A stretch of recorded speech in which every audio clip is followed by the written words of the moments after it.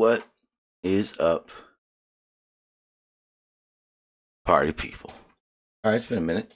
Oh, wow, damn. Kind of missed you guys. We'll see what happens. All right, so the reason I wanted to do this live stream, it's not so much of a open topic. This is more of an unknown topic that I wanted to get out there. It does play a huge part in what's going on with climate change and geoengineering, weather modification, you name it, it matters now. Okay, so I've kind of gone over this a few times where I explain how what ends up happening is these agencies, these programs, for instance, we're talking ScopeX, which is a geoengineering program for Harvard University, come up with an idea that they believe could help the climate, primarily the warming of the planet. Then you get into the aspect of capturing the greenhouse gases to minimize it and to help, give the radiation a better chance of exiting Earth. But all together, a lot of these things, the main objective of these are either going to be a quick fix or it's going to be a very long-term fix. In normal situations, you're going to expect that a long-term fix, something that takes a long time, is probably going to be the best idea because it's going to take a long time. You're going to have a long time to observe it. Any effects that start changing for the worse, you're going to change it. Maybe, keep it back on stray, whatever happens. But when we're talking about these quick fixes are the ones that we don't really know much about the risk versus reward. We don't know how to implement it correctly. We don't know how to govern it correctly, which is the biggest aspect of this. But what's always been on the table is the idea that they needed to study. They needed to start doing more tests to see what the effects of these solutions would be on certain gases or situations. And a lot of it's been done in models. A lot of it. There have been geoengineering field tests. You won't find them unless you search for them. Russia did one. It didn't turn out very well, in the sense that they did it illegally on UN treaty and got in quite a bit of trouble for it. Not to think it's the same, but there was a project called SPICE in the UK that planned to do a solar radiation management field test, quite like the one they're going to do that ScopeX wants to do. ScopeX, though, will be its technology, and it will be far advanced compared to what SPICE was trying to do. SPICE got shut down before they were able to because the government found out about it. They were going to try to do it under the wraps. It kind of is the callous for why geoengineering gets such a bad rep when it comes to the field test, legally wise. So I hope it doesn't. I think I fixed all my mics, Brian. Let me just make sure all my filters are good. Nope, I didn't change anything. Nope, everything's the same. It's you. Turn it up a little bit. Maybe I hope it's not too loud for you guys. So, like I was saying, and the big aspect of these things is they want it to be what ScopeX, more to speak, was wanting to do was these field tests over certain locations to study what the particles the sulfate particles would do in the sky versus the radiation of the light, radiation sent on from the sun's rays to Earth, with the guys to see how much it could block. Why? They don't know what size of these sulfate particles would be best to do what they want to do. So, for instance, we're talking solar radiation management, where they're spraying these aerosols in the stratosphere. Say they use particles that were far too large. What would end up happening is these particles would fall to Earth much faster, meaning they're not going to last as long, which means you have to spray 3-4 times more, right? You'd have to spend a lot more to keep those particles in the sky to actually have the effect that you need. Okay, so obviously they need smaller particles of these sulfates. So other problem is if they're too small, then they last too long, and then it becomes a situation of evenness. How do you get the rest of the world blanketed as needed with these sulfates and still have the same amount without having to do it twice to even it out? So one of the things that is a big factor in that solution would be the fact that they don't know the particle size and the duration of spray, but they do know with the idea of what they want to do, it would need to be everywhere, all in strategic locations, everywhere, within good moderation. One of the aspects of that is dangerous is the fact that there's no governance of it. Whether you see it on this end or not, it is a military issue when it comes to this topic. Why? Because now we're talking if the let's say Russia gets the call to run this. Russia decides that a certain country doesn't need the help, doesn't need anything. So one of the aspects of that is, or my bad, Tony. When I haven't got to the Discord yet, so I'm still muted over there. Kind of keeps everyone at the YouTube. So if I share anything, I don't have to double share at the moment. I'm gonna open the panel, but I kind of want to just go through because I have something to share, and I'll be able to share it over at Discord too. But I'm just doing my beginning aspect. But yeah, no worries, Cody. But yeah, that's one of the biggest aspects of this because of the governance being an issue, because of it being a military threat, because you can use this as a weather modification weapon. They have acknowledged that, and that is why it's going so slow. But there is big news out there because, like I said before, they wanted to do this to impress Congress. They wanted to do this to show Congress there's validation for it and that they needed permission.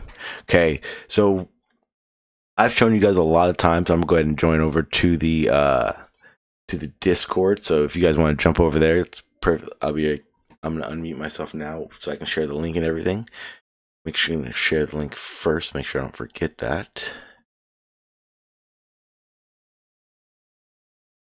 And then there's if you guys got here before I started the stream, you guys were seeing a kind of an upload that I have.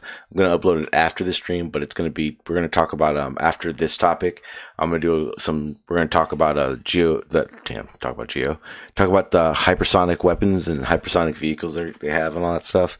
I've been looking at that. It's pretty damn cool. So we're going to do that a little bit later on, but I wanted to definitely do this. So if you guys are over at the Discord, let me go ahead and there you go. Okay, so now I'm going to go over to Discord and we'll talk about it from there. Make sure all my Discord stuff is open. There you go. Okay, so what's up, guys? How you guys doing? I'm upset because my Aether bunny is broke. F him. He's a pussy. All right, so I'm sharing it. If you guys click on my live link, I'm not sure if you guys are listening on the YouTube side, but I was talking about the big news about geoengineering, and so if you guys click on that live link, you'll be able to see it there or over at the webpage. But it says U.S. government or U.S. geoengineering research gets a lift with $4 million from Congress. That's big news. The bigger news is kind of falls right under it. I'm not sure if you guys are looking at it or not, but it says right under it says climate change scientists for the National Ocean and Atmospheric Administration said it has received $4 million from Congress, and here's the important part, and permission from its agencies to study 2 emergencies and controversial methods to cool the Earth if the U.S. and other nations fail to reduce global greenhouse gas emissions. So basically, what this all says is, yeah, NOAA gets $4 million, which is huge. It's bigger than you guys think. Really? It doesn't sound a lot to me. Shall I? I forgot to change my shirt over. Hang on 1 second, because no, you can't hear me. Okay. There we go. I can hear you now. Do I have to drop and try and join again? Nope. It was my fault. All right. So let me just very quickly, though. I disagree on that. 4 million is virtually nothing. So right. I have quite a lot. I have about 700 people working for me. Mm-hmm.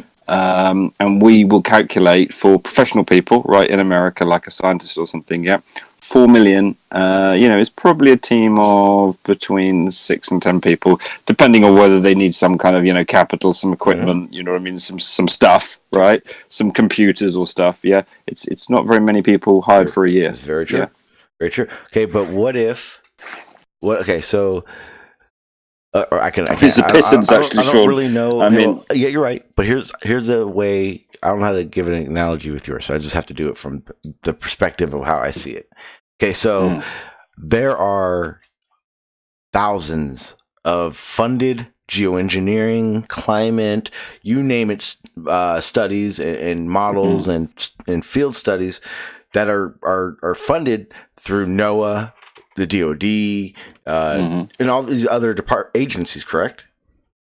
Okay. I suspect they give us... Okay. Yeah, I know where you're going. You're going to say that they're given the money to do this, and then they allocate... Well, I got some information about it, so I'm happy to talk about it and share that, because I got a little bit... This is something I know, a little bit about. Okay, we deal with an equivalent agency to NOAA in the Europe, right? It's our customer. Okay, so hang on. So you'll know exactly what I'm saying now. Well, what happens is every year, the government gives NOAA a certain amount of money, the same way they give NASA a certain amount of money, whatever the money they decide, blah, blah, blah. That's not for debate right now. But then NOAA allocates that money to whatever projects it wants to do, in a nutshell.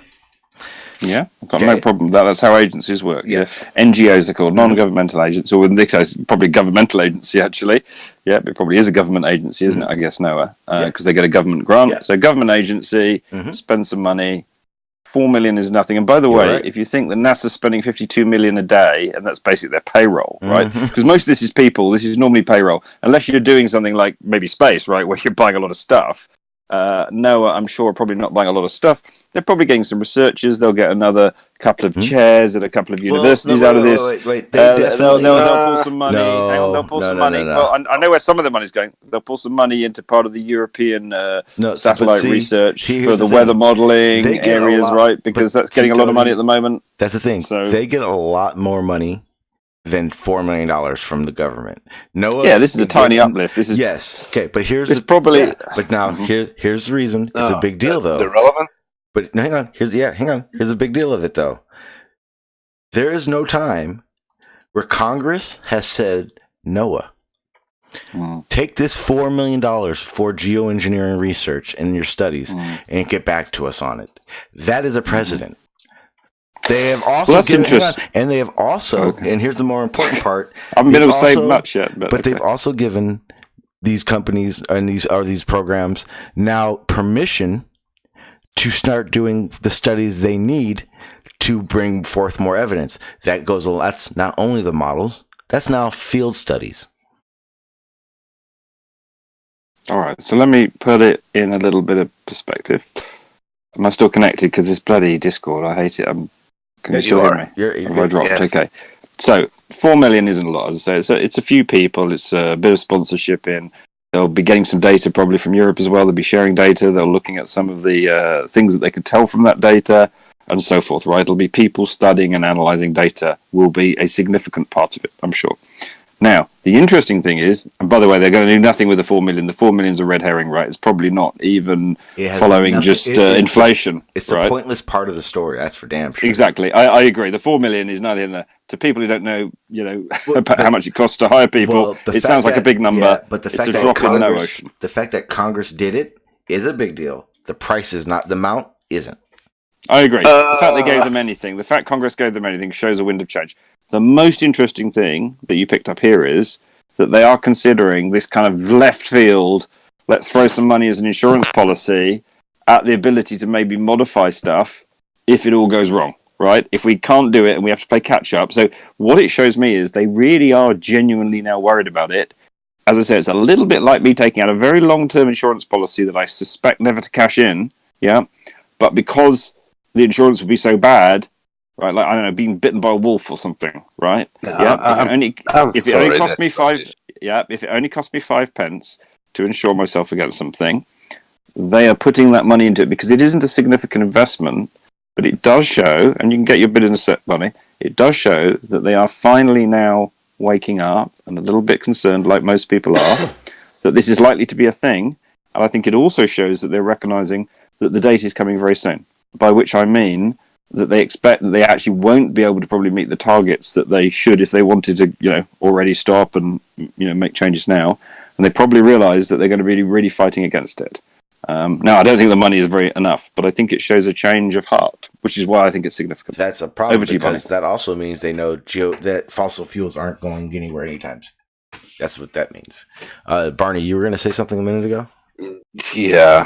So on the first part of that, I agree. 4 million is really not a lot. Nope. Like, just consider that NOAA has a yearly budget of 5.5 billion. Exactly. Just NOAA.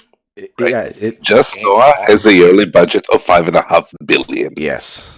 This so we agree. 4 million is nothing. Yep. But 4 million is literally nothing. Nope. So this is literally a statement of you can't say that we're not doing anything. Look, we approved for them to do research. All it does is put Congress, geoengineering, and NOAA out there. That's all it's doing. That 4 million is, like you guys keep saying, it's 100% real. 4 million is ass wiping money. That's their budget for toilet paper. All this says is Congress is now backing in geoengineering studies. That's all the 4 million is saying right now.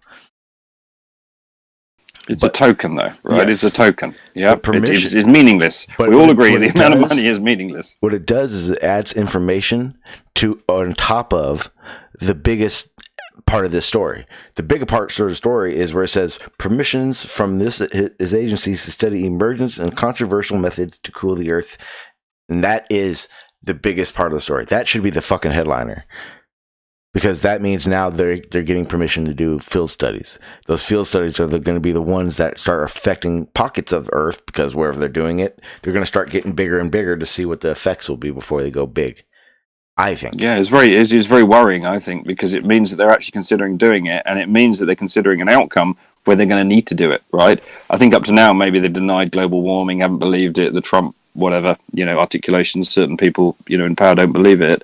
I think now people are genuinely getting a little bit worried. I'm not saying they're a lot worried, Barney. Yep. But they're actually considering trying to modify stuff, right, which is frightening. Well, here's the crazy part about that, because I was thinking about that, and I was going, what if we didn't have a president like Trump? What if we had a president that was super gung-ho on climate change, fixing these issues? It would be even worse. Because I think what would happen would be a disaster. Is everyone would go, oh, they're just trying to put more money in for this and that, and they're using climate change for this and that. But we got a president that just completely denies it. And I think what that does is it really makes both sides look at what's going on and then start talking about it. And that's where shit changes at. It's not the president. Really? I think so. I think because he pushes back so you hard think, on it. Sean, you think it's helping rather than, let's just say that Hillary or Bernie Sanders or one of those type got in, right? Mm-hmm. Okay. Don't you think that they'd be being canvassed by a lot of their side, right, the Democratic side on America, to say, hey, you need to give more money to NOAA to start trying to change it, because we're going to need to fix things, put more money into studying climate change, and that would actually accelerate the changes that the experiments that they're going to make. So do you think that as far as the pendulum mechanism works in the government, I actually agree with Sean. I think that this administration is doing wonders for what will be the next administration in terms of research. Why? because everybody's getting acquainted with these things that are going on, because he's saying such outrageous things that what putting is it out going there. on is actually getting into the mainstream news. He's making it sexy enough by being an idiot that he is, that everyone's talking about it. Exactly. So you saying this, you're articulating this, you're saying by his denial, basically, that it's a thing at all, people are actually informing themselves, people who wouldn't be informing themselves, are now going, and they're not just anti-Trumpers, are they pro-Trumpers as well? Just who are they, these people who are now informing themselves? We do it every day. No. We do it here every day. You ready? Exactly. Like when you... the same thing that's happening here. When you engage the flat earthers and ask their questions, you actually use... even more the other way. No, you actually... that could be true. Put in some effort. You actually put in some effort and do some actual research. Yeah, because someone is saying, and you think, oh, that guy, he's wrong on a lot of things. You could just be, it's got to be wrong. It makes you look. I see what you mean. Yep. So actually, he's a good thing. Then Trump's a good thing. Right? Well, I didn't say that.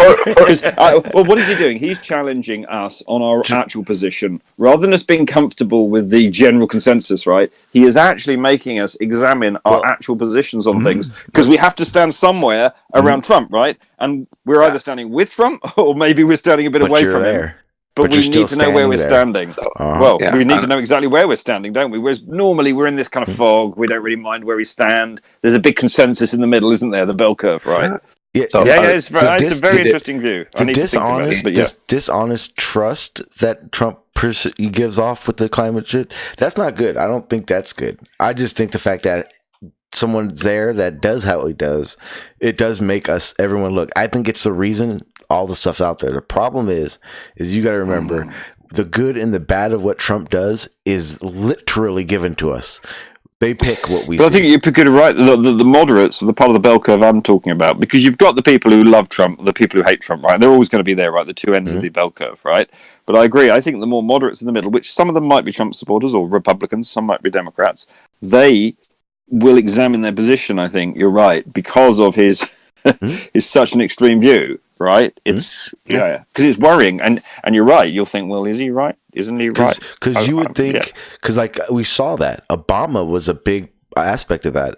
Obama did so much for shutting fossil fuels down, but no one knew about it because the media didn't tell anybody about it. But no one talks about it that way. It's the boring stuff that scientists do in their labs, and nobody cares. When they're done with it, they'll let us know. And pretty much. And Trump just blows it. Trump just throws it out there like it's nothing, and that became a big hoopla. That became the big issue. And now I don't like that. That's why I don't like watching the news. I don't watch too many of the news stations for face value, but at the same time, you got to take a gift horse in the mouth. When it comes to this topic, the topic that I give a fuck the most about, the one I do most of my research on, I have to thank Trump for what he did. I think he brought it out there. I think he's the reason people went climate change, greenhouse gases, geoengineering, and now it's there. So who do you think's done more, Greta Thunberg or whatever she's called, or Trump? Probably Trump then, right? Rather than this Greta, I've forgotten what she's called. Greta does the same thing in pretty much the same in the other way, except but without being retarded, right? She's not retarded, but still, she's very precocious and she is very polarizing. Yes, and she's very absolute. She's very black and white. Yeah. And that's exactly the point. Like, she is not this boring person who just goes through the facts in monotone voice. Blah, blah. She's somebody who actually makes news. You're killing me. You're killing us all. Yes. You men. Yeah. You're horrible. The funny part is that people say it's like she's played up. The fact that she's so young, the fact that she's calling out the world leaders in such a way, the fact that she is actually doing it in while being factually correct and being arrogant enough that everybody's heads are turning towards her. Like, what the fuck is going on here?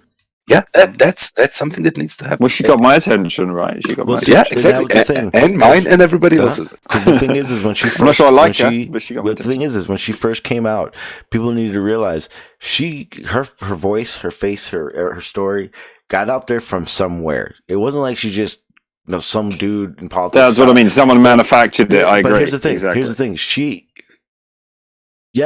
What she's saying now is scripted, but it's still what we all should be thinking. That's the problem. I don't disagree. I don't like her methods because I'm not an extremist, and I don't like absolutes. By the way, either. I think absolutes can lead to either way. But she's not saying absolute. She's telling the truth. She is telling the truth. What does she say? That's the trouble is, what gets picked up by her. The popular thing is, if you ask my kids what they knew about her, right, it would be the emotional stuff that she talks about. I agree with Barney. She is a little bit informed as well. If you actually listen to her, she has some good points. If you listen to her in a longer form.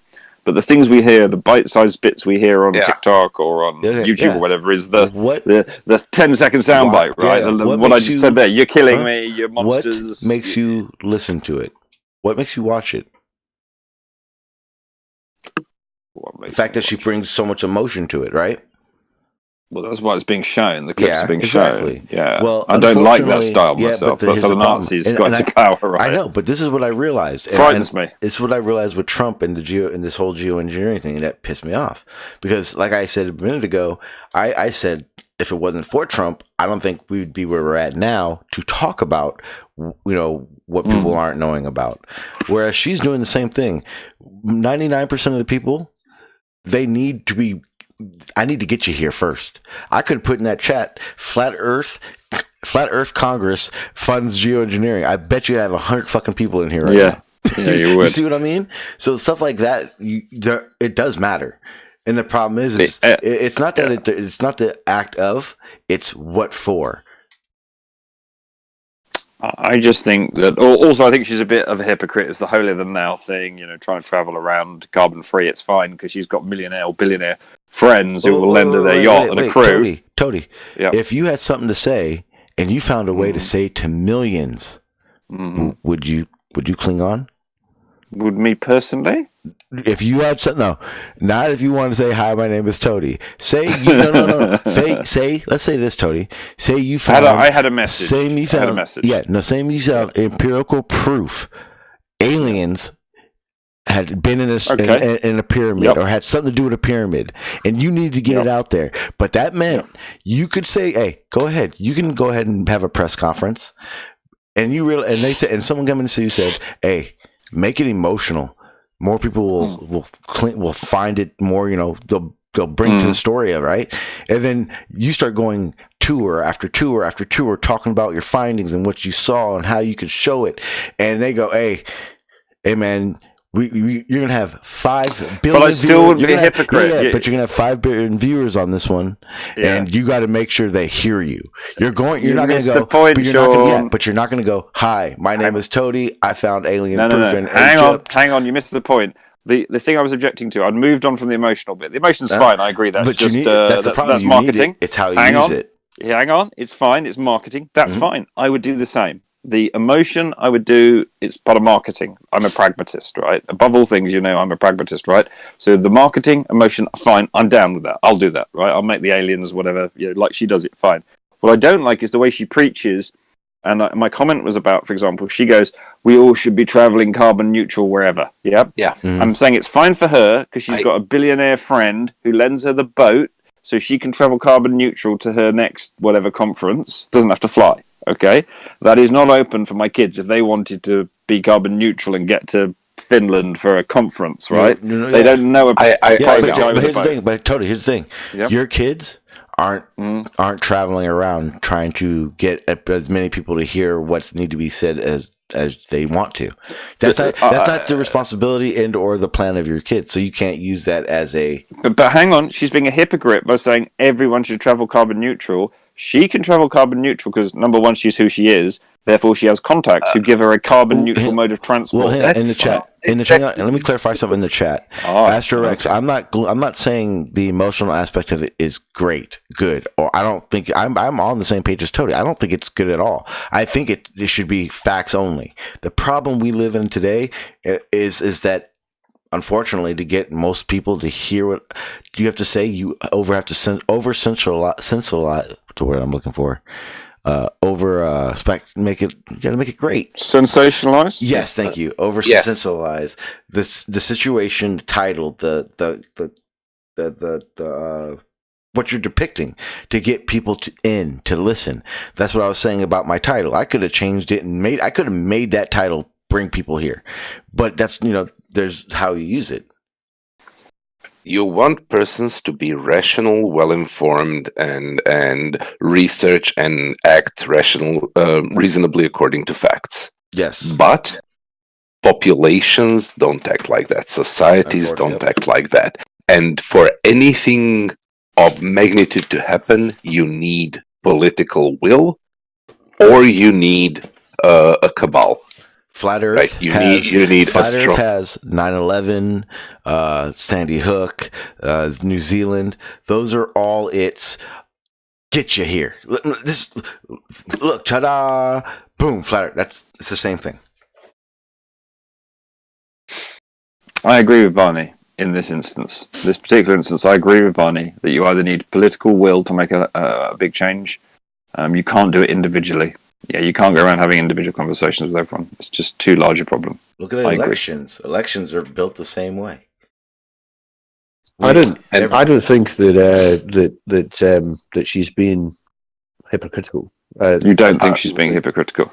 Neither do I. No, I don't. I mean, I think when she's you, of course, it's not realistic for everyone to go, all right, yeah, okay, I'll do everything carbon neutral. She's trying to set an example. She is, and I agree. If she's going the extra mile in her argument is what that is. If she flew to the conference, she would be ripped apart by the press. I agree. So therefore, it's lucky she's got a millionaire friend. No. By the way, do you know the story? I think it's different than that. I think it's different than that. I think that was set up. Can I explain the context though to everyone? Because everyone might not know what I'm talking about. So what I'm talking about is this: she had to get, I believe it was, and I might have the facts wrong, but it was from the UK and it was to a conference somewhere in Europe, I think. Yeah, it was quite a distance anyway. And she could have flown. I think there wasn't a train that would get her to the conference. I think it was Davos, actually. She was speaking to the United Nations at Davos. So to get there, she basically borrowed this boat off a millionaire friend of hers with a crew on the boat. And they crewed this boat and they took Greta, and it took 3 or 4 days, and then she got there in time. Okay? So that's what I'm talking about. And it was carbon neutral, of course, because they used wind sails on the boat. But see, right? that's her. I honestly believe that's set up. I mean, not set up as in fake, as in they went, okay, you understand that if you're going to do this, you're going to be talking to millions around the world, and this is going to come up, and they went, okay, we're able to do this. If you want to be carbon neutral, you're going to say that. They're going to call you on it. And she went, okay, well, I got a friend that will let me use this boat, blah, blah, blah. That's her going the extra mile for this argument. But at the same time, every time she speaks, yeah, she's giving you more than she needs to, but good. Do you need to know more? Sometimes you need to know, more than you understand right off the bat, so you can go look it up. No one knows what geoengineering still is. It's odd to me. What do you guys think about some fact corrections? Some fact correction. Going to what's up, Barney? What? She was going to New York, and then okay, cool. Right. So but she did use a boat, Europe, didn't she? Spain. I was right. It was a long distance, and she used a boat, right? Yeah, it's a sailing yacht. That's right. I think the crew, she couldn't sail the yacht, so she did also have to have this crew. And I think on the news, because I'm sure you're right in saying it was New York. Yeah, it's coming back to me now. Also, some of them had to fly out there to help her come back. And so actually the press looked into it and said, so the crew that helped sail the boat, had to fly, do you sort of mean to, I think, come to the UK to get on the boat? Yeah, because there was a bit of fuss in the press here about it. but I think that would be here nor From there. what I understand, the ship was going there anyway with really?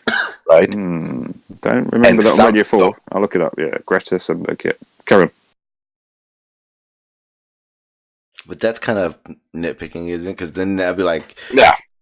10 years from now she can do this tour, because then they would have figured No, out of how course it to is. make a The- carbon neutral the- vehicle. the that point was is made what John carbon said. neutrally. And The point of what John said is correct, right? If she couldn't have flown, right? If she was going to travel at all, she couldn't have flown because they'd rip her apart.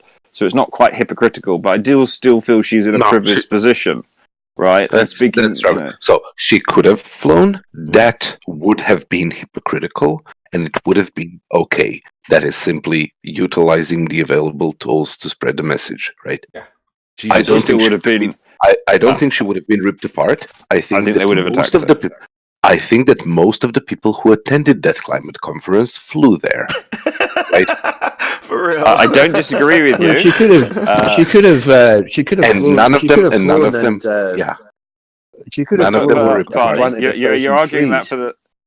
You're arguing that for the sake of it, right? She definitely would have been scrutinised for the fact had she flown to that conference. I agree. Most of the others did fly, and they said that they had offset it, right, by making donations. Because again, Radio 4 covered this, I think, quite extensively because they thought it was potentially hypocritical. Yeah.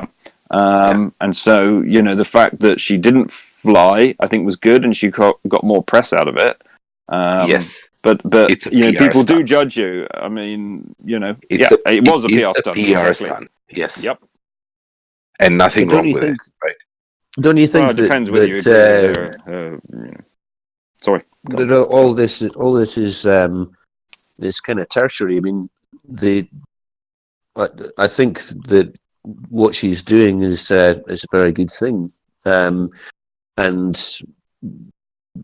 all this kind of stuff is a bit of a diversion from the message that she's trying to put across. What I'd quite like to ask you guys about is there's this new concept of climate alarmist. I mean, do you think that it's what do you think about that? You presumably know what I'm talking about. I think it's good, but it's not going to. All it's going to do is put pressure on government and let everyone down again. That's it. No, I mean specifically this seems to be like a new thing is climate alarmism. Like I've read news articles about children that are being treated, because of their poor mental health, because they're worried about climate change, etc., etc. What do you guys think about that? I think that's more over sensationalizing it again. That's making it more of a story than it needs to be. By the way, hang on. I just want to do a correction, Barney. You did one earlier. Okay. Yes. The trip was announced as a carbon-neutral transatlantic crossing, serving as a demonstration of Thunberg's declared beliefs of the importance of reducing emissions. Right, which is fine. She declared it before she went. Right. A flight to New York would have added 1,000 kilograms of carbon dioxide into the atmosphere, while cruise ships often leave an even larger carbon footprint. Okay, so they weren't open to her to travel that way. Yeah. Critics of the carbon neutrality claim noted that several people were to fly from Europe to New York to help with the yacht's return trip, and that the co-skipper would also fly back. A spokesperson said these would be offset. Yeah. Yeah. So it does look like they did fly some people around, but I agree it is nitpicking. And she did it obviously because she declared it would be carbon neutral, so she had no choice then, I guess. Yeah. From what I understood, they weren't flying on her behalf, right? The whole trip was not made on her behalf. The trip was happening anyway. Right, so no, not quite. So Thunberg planned to stay in the Americas for some months, attending both the 2019 UN climate and another one. Yep. At the end of October, while she was in the United States, it was decided to move the second event to Spain. So therefore, she had to make the return trip on board this catamaran called La Vagabond. Hang on, real quick, because there are people in the chat that have kind of a question because I guess they may have gotten it right after we read it. I started the article. What we're talking about initially is the fact that Congress has gave a $400 million funding grant to NOAA for geoengineering studies. It's not money. The money part isn't worth the crap. We've already established that. The money part is just, hey, we're making a deal. We're letting guys know we're looking into geoengineering now. The main part of the story that grabbed me was the fact that what it really is them giving these programs the permission to now start studying more extensively into them. That's what's going on, Charlie. Not the actual implementation of them, the actual of the field studies, but not the actual geoengineering projects. Not like that. So NOAA get more than NASA per day. That's incredible. Oh, NOAA does. Well, NOAA is in charge of all weather, all the the FAA. No, they have the FAA. No, it doesn't. No, NOAA has a budget which is a fifth. No. That's why I'm asking. I'm trying to do my. I've got the point. Hang on. I need billions. Billions is 1,000 million. I thought Barney it's was talking 5.5 billion. I know, right, but I thought Barney was talking to me. Billion. I thought you were talking to me, Barney, That about says the million. NOAA I thought it was billion. part. I was like, what? No, that's the actual number. Hey, Sean, it's slightly off topic, but I have a morals problem. You have a what problem? A morals problem. A morals? You have Does that have a anything to do with morality Travis? crisis. Yeah. He is impaled upon the horn. I say drop it. I feel so much better because, as far as I'm But concerned, he he's pointless. shared all of his personal emails, stream keys, login keys, and everything at the beginning of his live stream. That's because he's smart. He's a genius. You can't do anything with that. You can't do His anything with that, can login you? and stream keys, I can take over his Streamlabs. Yeah, that's why I'm saying you can't do anything with it. Yes. You've just told us now, and you've told the public. So you There's can't do nothing anything with it. Yeah. There is nothing I mean, to be more morally torn about. Exactly. You It just would be delete wrong everything anyway. and forget you ever had it. Your ethics are still intact. Sorry. Yeah. Damn. The fact you decided The to tell moral us, ones, I'm sorry. made your choice for you, didn't it? Yeah. Anyway, I think messing with those things, however much you might, find someone despicable, it's I would never mess with someone else's data. I just think it's it's a bit like stealing, isn't it, or putting your head through their letterbox or something. Can I just just for the go record, back Aster to? X, I'm not once have I ever sat here claiming that they started doing geoengineering. Because here's the thing: if they started doing geoengineering, guess what, motherfucker? We would know. Right. Well, I'm looking at the numbers, right, and Barney's right. It's like even a 50th, isn't it, or 500th? Anyway, it's like what is it, 1.5 million a day or something? It's nothing. It's tiddlywinks a day. Well, see, the thing NOAA's is, budget. NOAA is a bigger agency that runs a bunch of small agencies in that region. Kind of like NASA isn't the only budget. It's not like the big. It's not NASA doesn't pay everyone. The space programs pay NASA and whoever else. Well, NOAA runs that branch of all those little agencies. Whereas in the space program runs NASA and all the other small ones. They're just different type of agencies in that spectrum of it, in that funding spectrum. But again, the money part has nothing to do with it. It's literally just the fact that Congress is saying geoengineering study. No, I don't mean the formula. I mean how much. Sean, how much they get a day? Whether they've practically. Sorry, the reason I was doing it was to see if they practically have got the resources, like NASA do, to actually do something like some geoengineering. Right? Should they want to? I don't think they probably are doing a lot of it, but I just wanted to see. Could they, if they wanted to? Right? Well, that's the thing. Do it, Sean? Okay, so here's the other part of this. So I'd say $1.5 million of that 4 million will be handed over to, say, Harvard University for their field experiment. And all that will do, and that will be very piddles to it, really. But all that does is put NOAA's name on that field experiment. So if that field experiment works, their name's on it.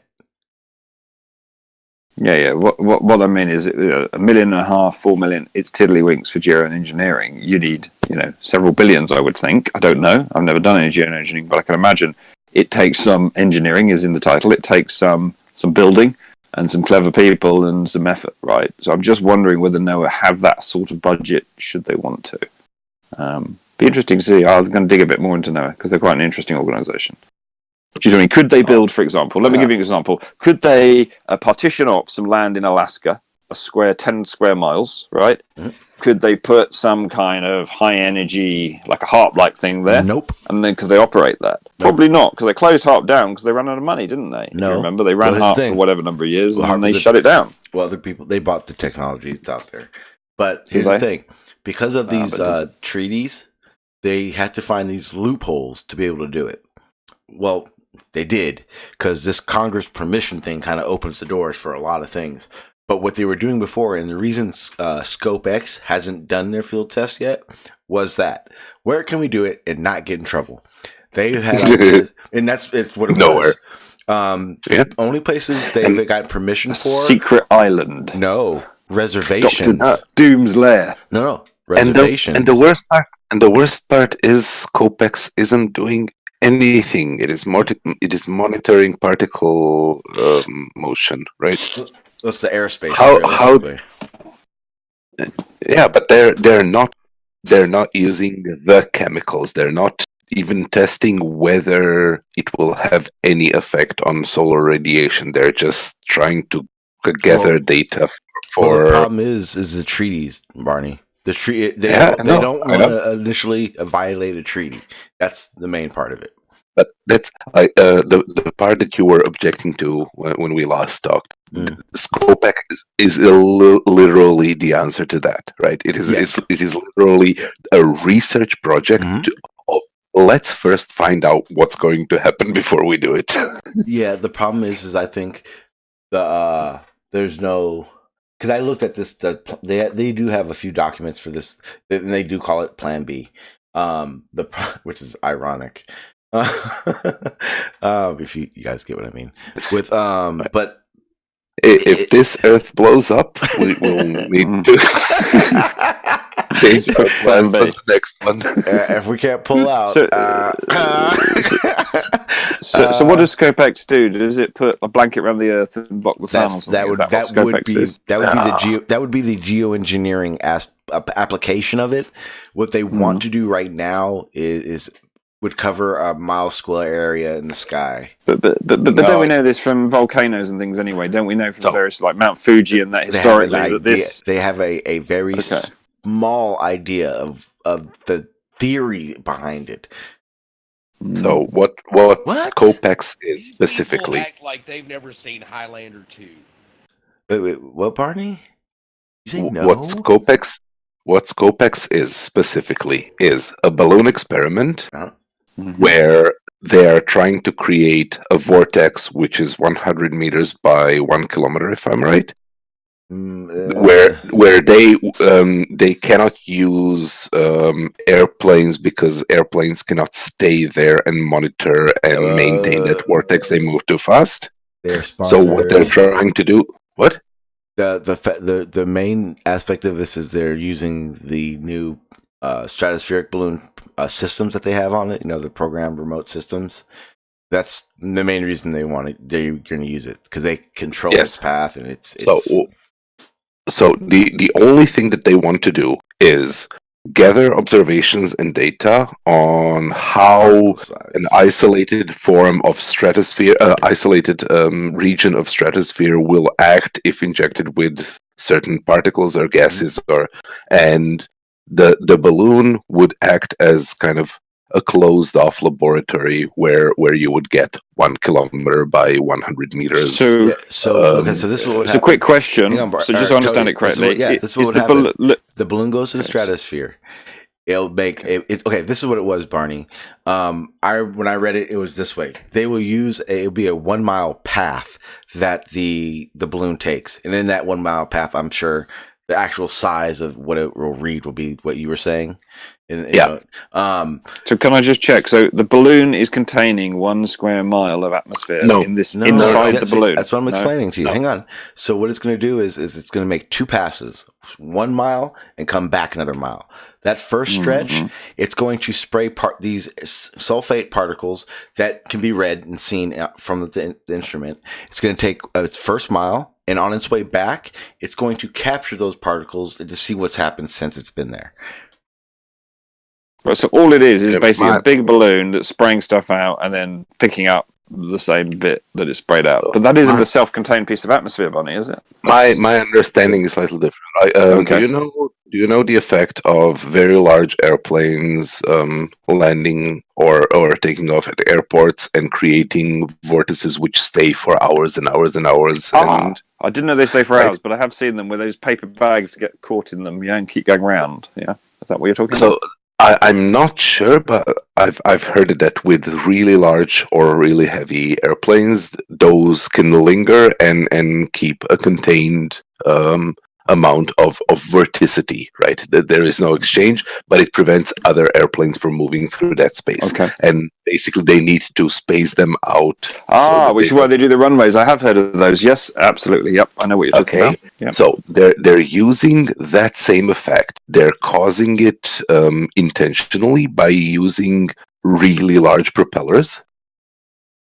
Right? To create that vorticity in the air so that they would have a piece of atmosphere kind of sectioned off from the rest of the atmosphere. And how would they create that? Are you talking about Scope X still? Yes. How are they going to create that? I just said it with 2 large propellers on the balloon. Right. They're going to use a stratospheric balloon to lift 2 large propellers up to the stratosphere. Then they're going to induce a vortex of air, which will then, that vortex becomes an isolated environment. Right? And then they can spray things into that 1 kilometer by 100 meter cylinder of air without having to contain it in any other way, and observe it for the next 24 hours with a balloon which is still there. Well, there you'll have a pressurized system next to vacuum, won't you? Right? I mean, literally, it's a way of containing it. Okay, I see. So so I get it. I think you just understood what you were reading better than I did. But yeah, it's under the same. Okay, I get it now. Okay, so that just the way of not. That was like one of my first questions about what are 3 tests gonna do? You know, you spray, you come back. How much are you gonna get out of that 3 times to get? Yeah, well, that's why that makes more sense to how they're doing it then. So that sounds really exciting.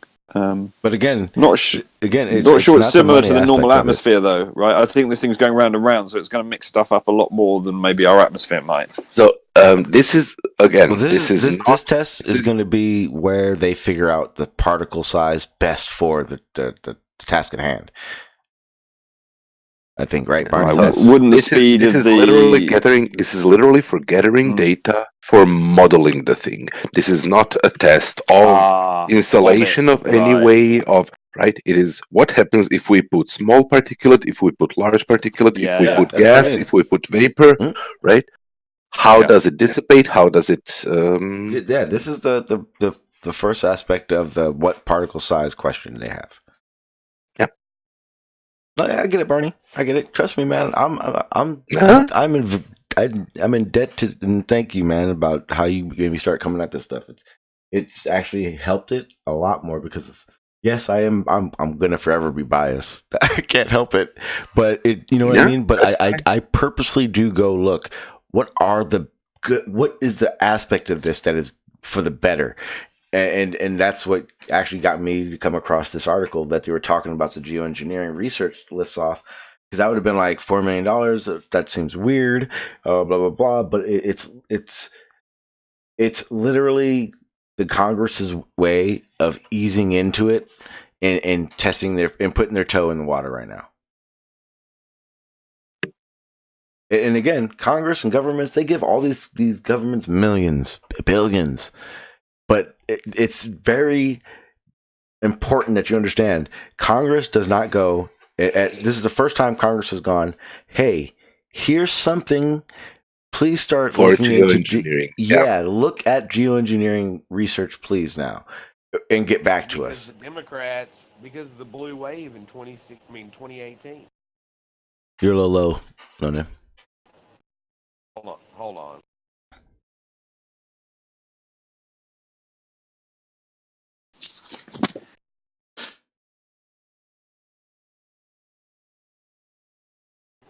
Is that any better? No, but if we'll just, no one's gonna cut you off. So go ahead. We'll just make sure we know.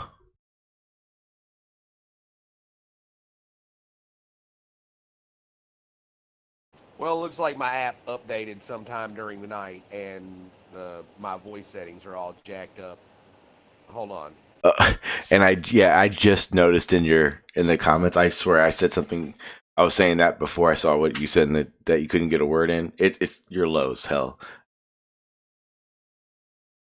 I mean, I'm not watching the Discord screen.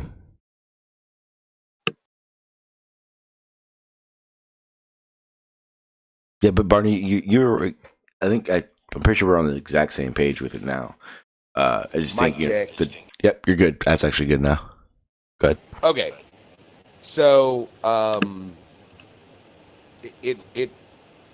I was trying to say earlier is that it looks like after the elections in 2018 in the United States, we had a bunch of Democratic congressmen sent to office, and amongst them, a lot of them are more, I guess, left-leaning candidates. I guess you would call them greenies or whatever, environmentalists overseas.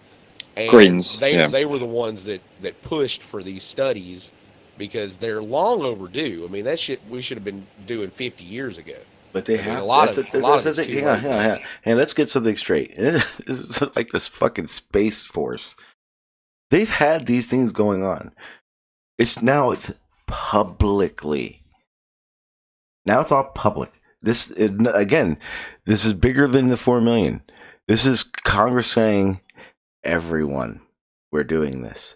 But you can go back. There are thousands of documents where they've been looking into geoengineering, whether modification as a weapon, whether modification as an aid, whether modification as as deterrent. I mean, literally, they've been doing this since the 40s, 30s, 40s, without a doubt.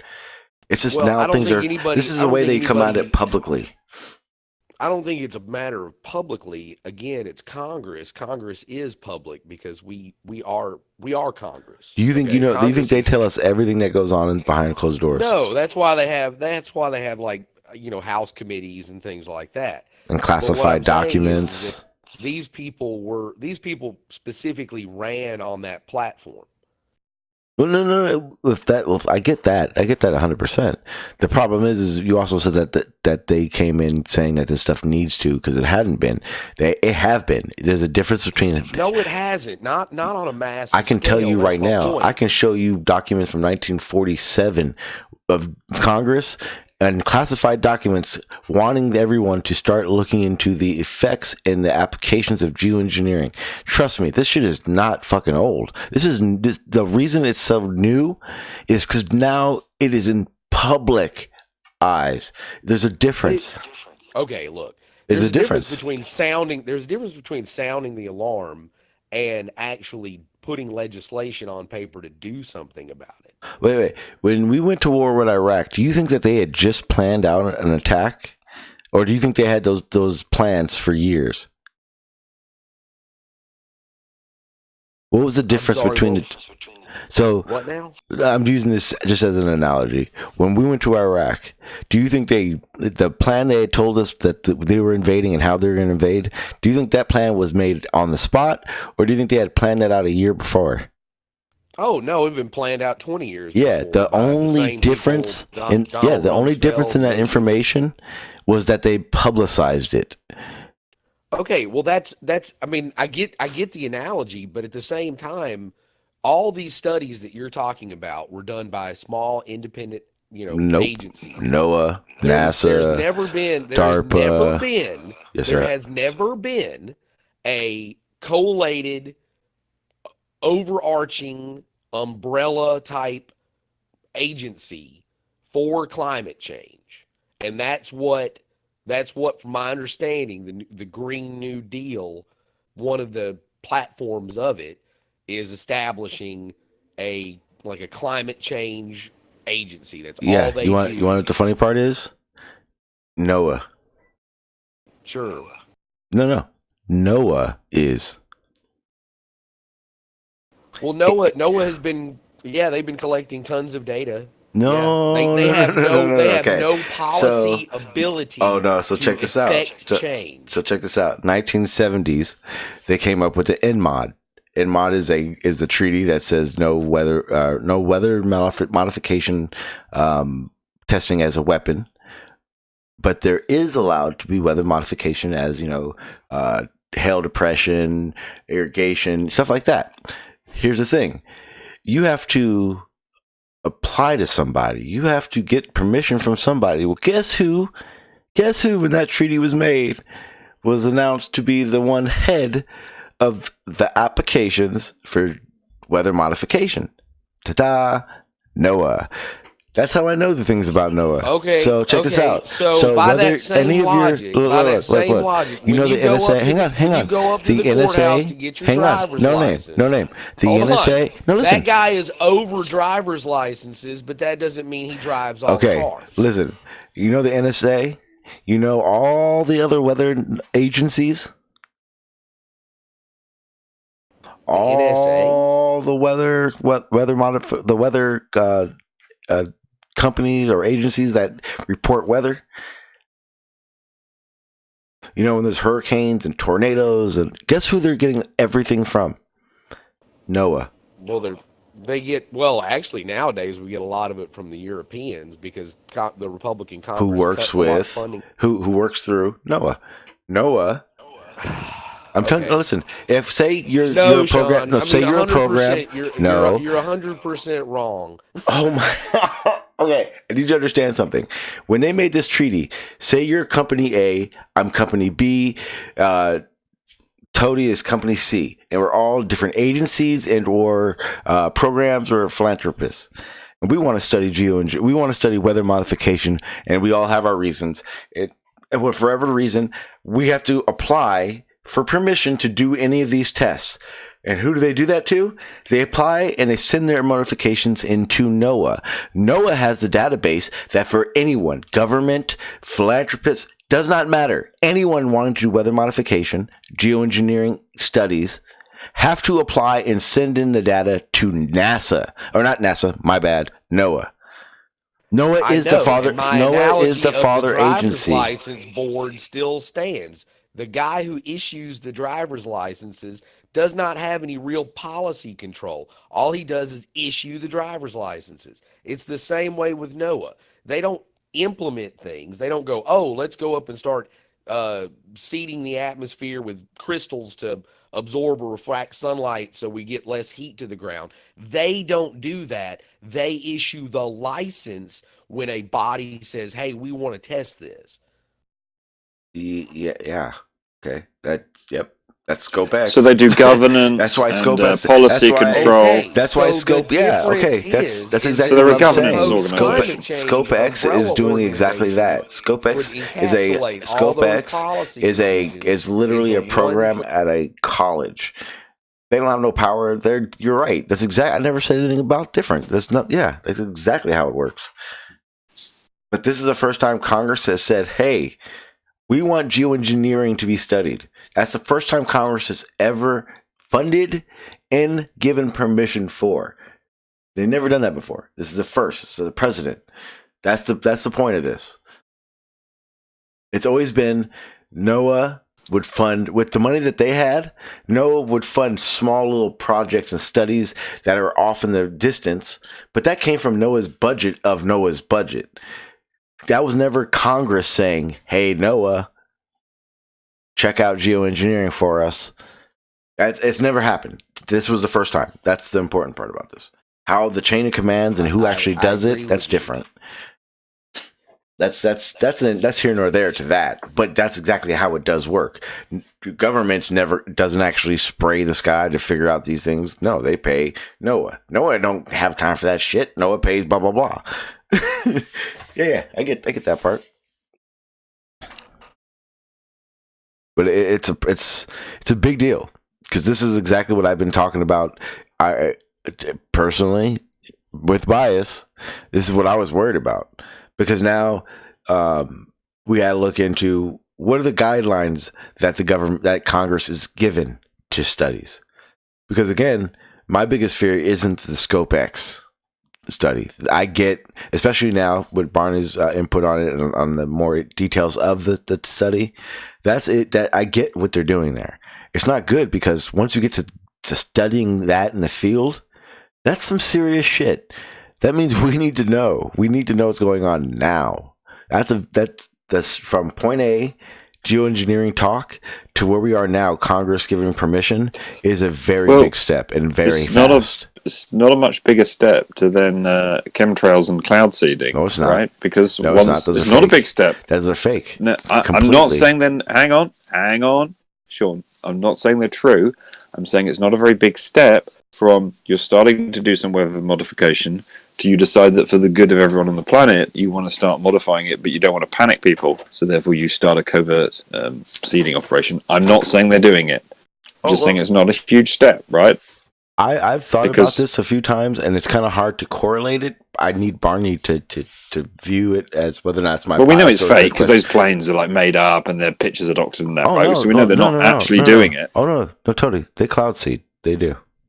Well, cloud seeding has been done for 40, 50 years, right? Oh, yeah. Cloud seeding is a well-known technique. Now, what I mean is, global attempts at cloud seeding. They do. Okay, here's the thing. They do spray chemicals in the sky. Period. Problem is, it's not chemtrails. Chemtrails is a name that they gave the situation to make it completely bad. fake.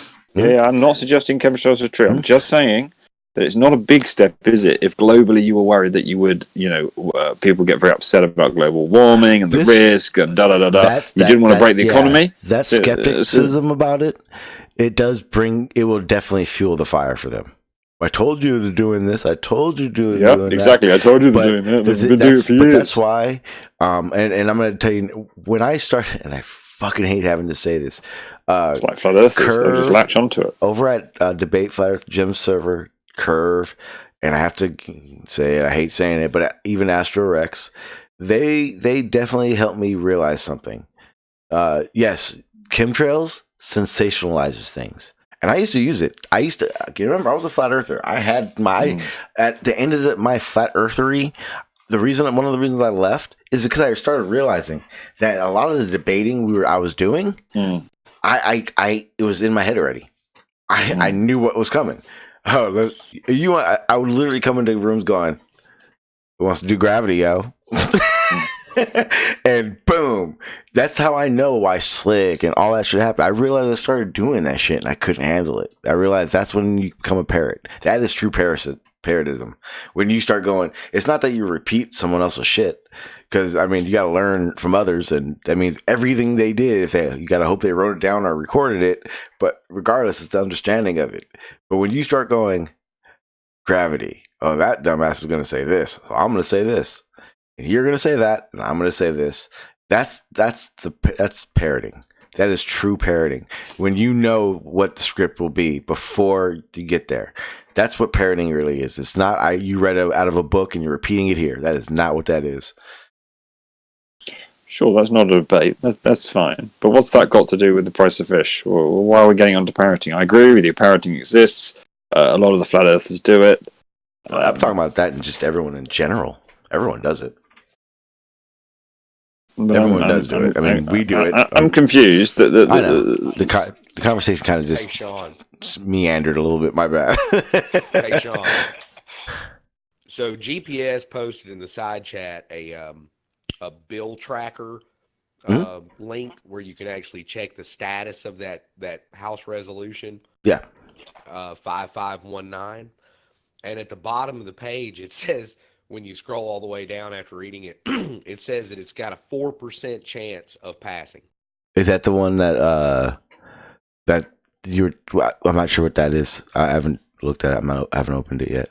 Is that the one that you were talking about for the new senators and stuff? It says it's the Atmospheric Climate Intervention Research Act to amend the America Competes Act to improve measurement and assessment capabilities for understanding proposed atmospheric interventions in Earth's climate, including, as a priority, the effects of proposed interventions in the stratosphere and in cloud aerosol processes.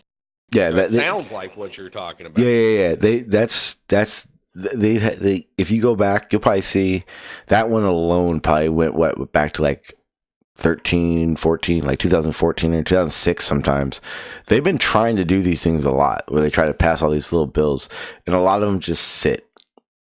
I mean, trust me, geoengineering, weather modification, this shit has been discussed a long time ago. This is the same thing as CO2 readings and the measurements we're getting. Oh no, they get beyond 400. Yeah, they've been doing that since we were in like the low 300s. They're like, oh no, if it gets to 325, we're going to die. Oh no, if it gets to 360, we're dead. Like, they've been doing this shit for 50 years, and they're just making this shit, over sensationalizing it again. And that's kind of what kept me away. That's where, to bring it back to the story. That's why when I was a flat earther, I had to realize, and those guys helped me realize real quick, stop using chemtrails. Don't use, like, I was using it to get my point out. Problem is, just like we're talking right now, I want to know what's going on. So I'm not going to give you the BS conspiracy aspect of it right off the bat.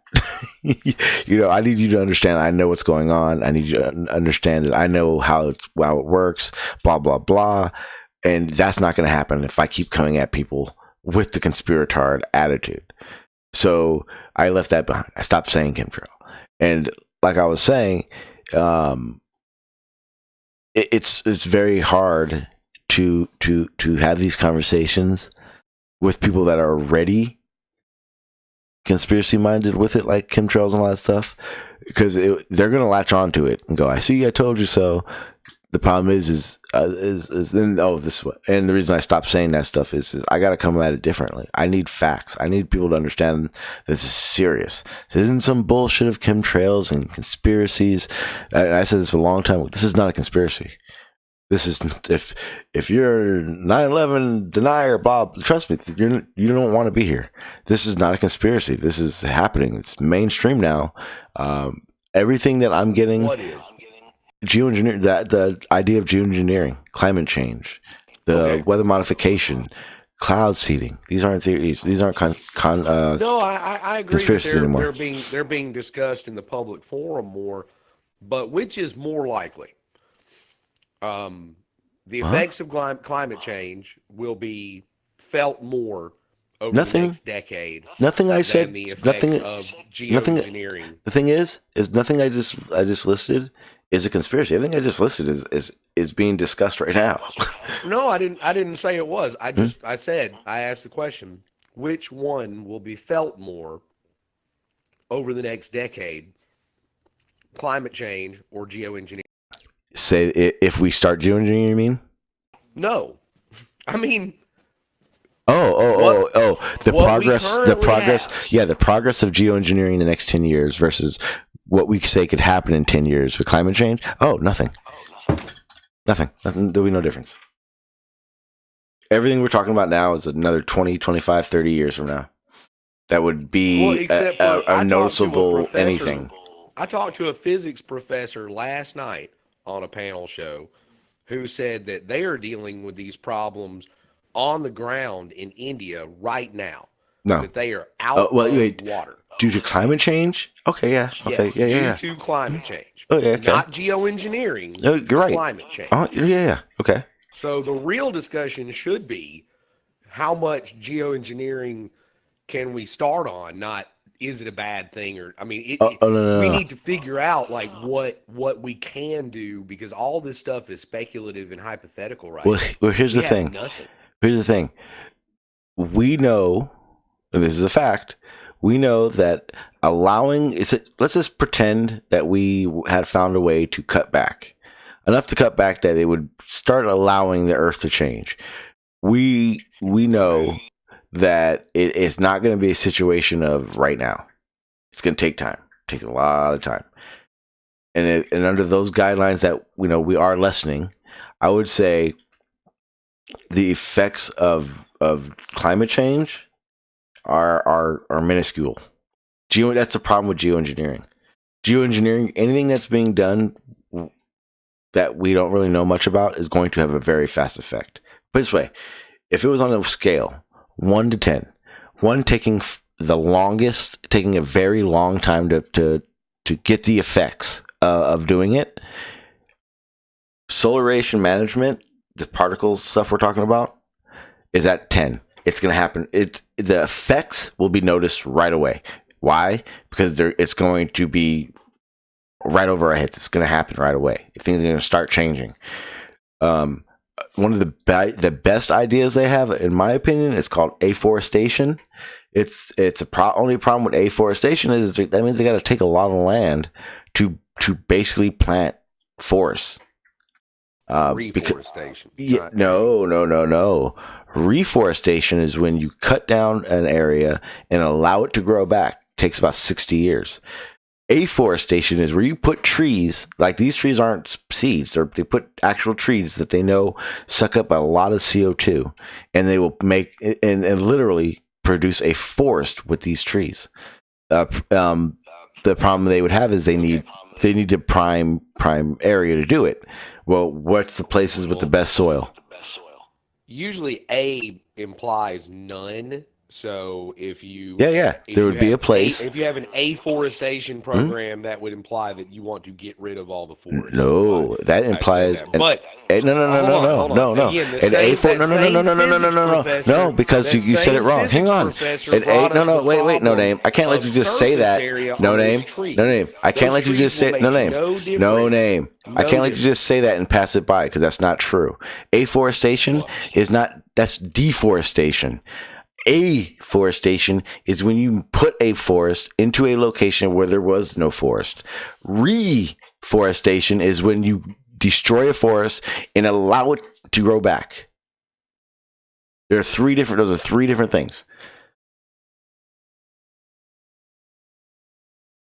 Sean, now you said that there is nothing that we can do just now that is going to produce an immediate, dramatic effect on the global climate. I don't. Sean, I know I looked it up. It's a slight distinction, but it does make sense why I was having a problem. Oh yeah. It's afforestation, not afforestation.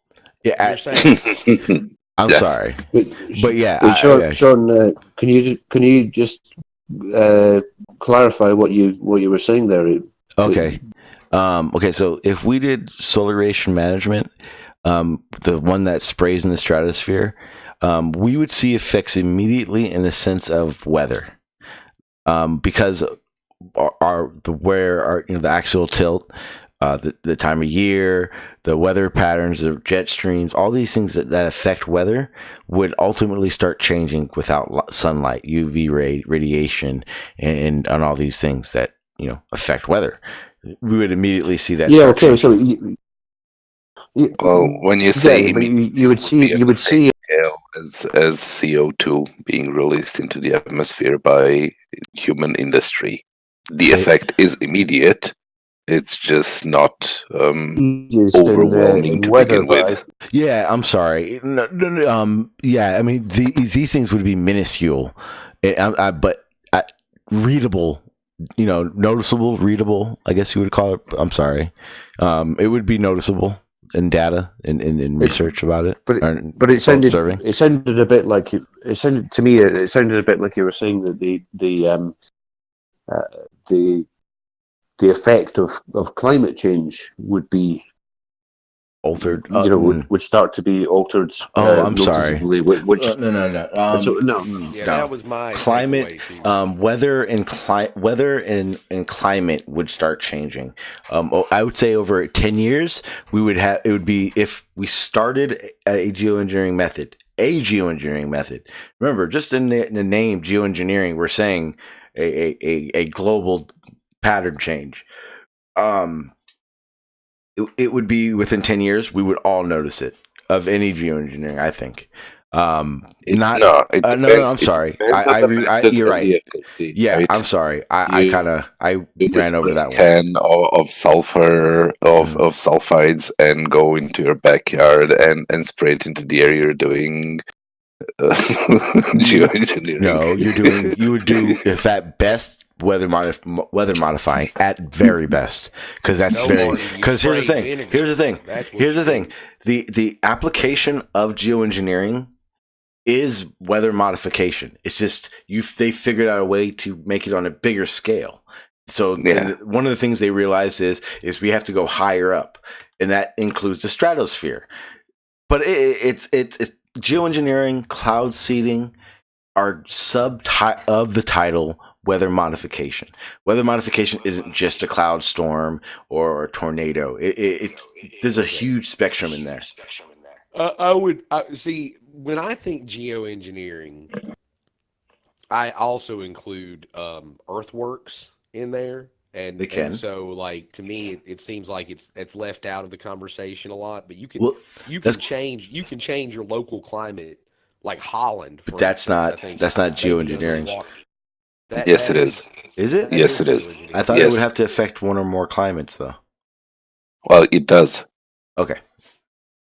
If you dry out all the water in some area, you are doing it affects the geoengineering. outside areas too. You're right, 100%. My bad. Yeah, building dams. We've been geoengineering. China did for thousands of years. I don't know about our dams, but I know China definitely. Their dam, I think it's Three Sisters, right? Oh, the Three Gorge. The Three Gorges. Yeah, that one. It definitely created a geoengineering situation. Every dam creates one because they create an accumulation lake, and the presence of such a large body of water changes the temperature variability of an area. But are they big? Are the other ones big enough to geoengineer or to be in the guides of? I mean, they don't change the temperature. Like if you build one in the US, it doesn't change the temperature in China, but it changes the temperature distribution in the area, because that would be water has a very high heat capacity, thermal capacity. Yeah, thermal capacity. Thank you.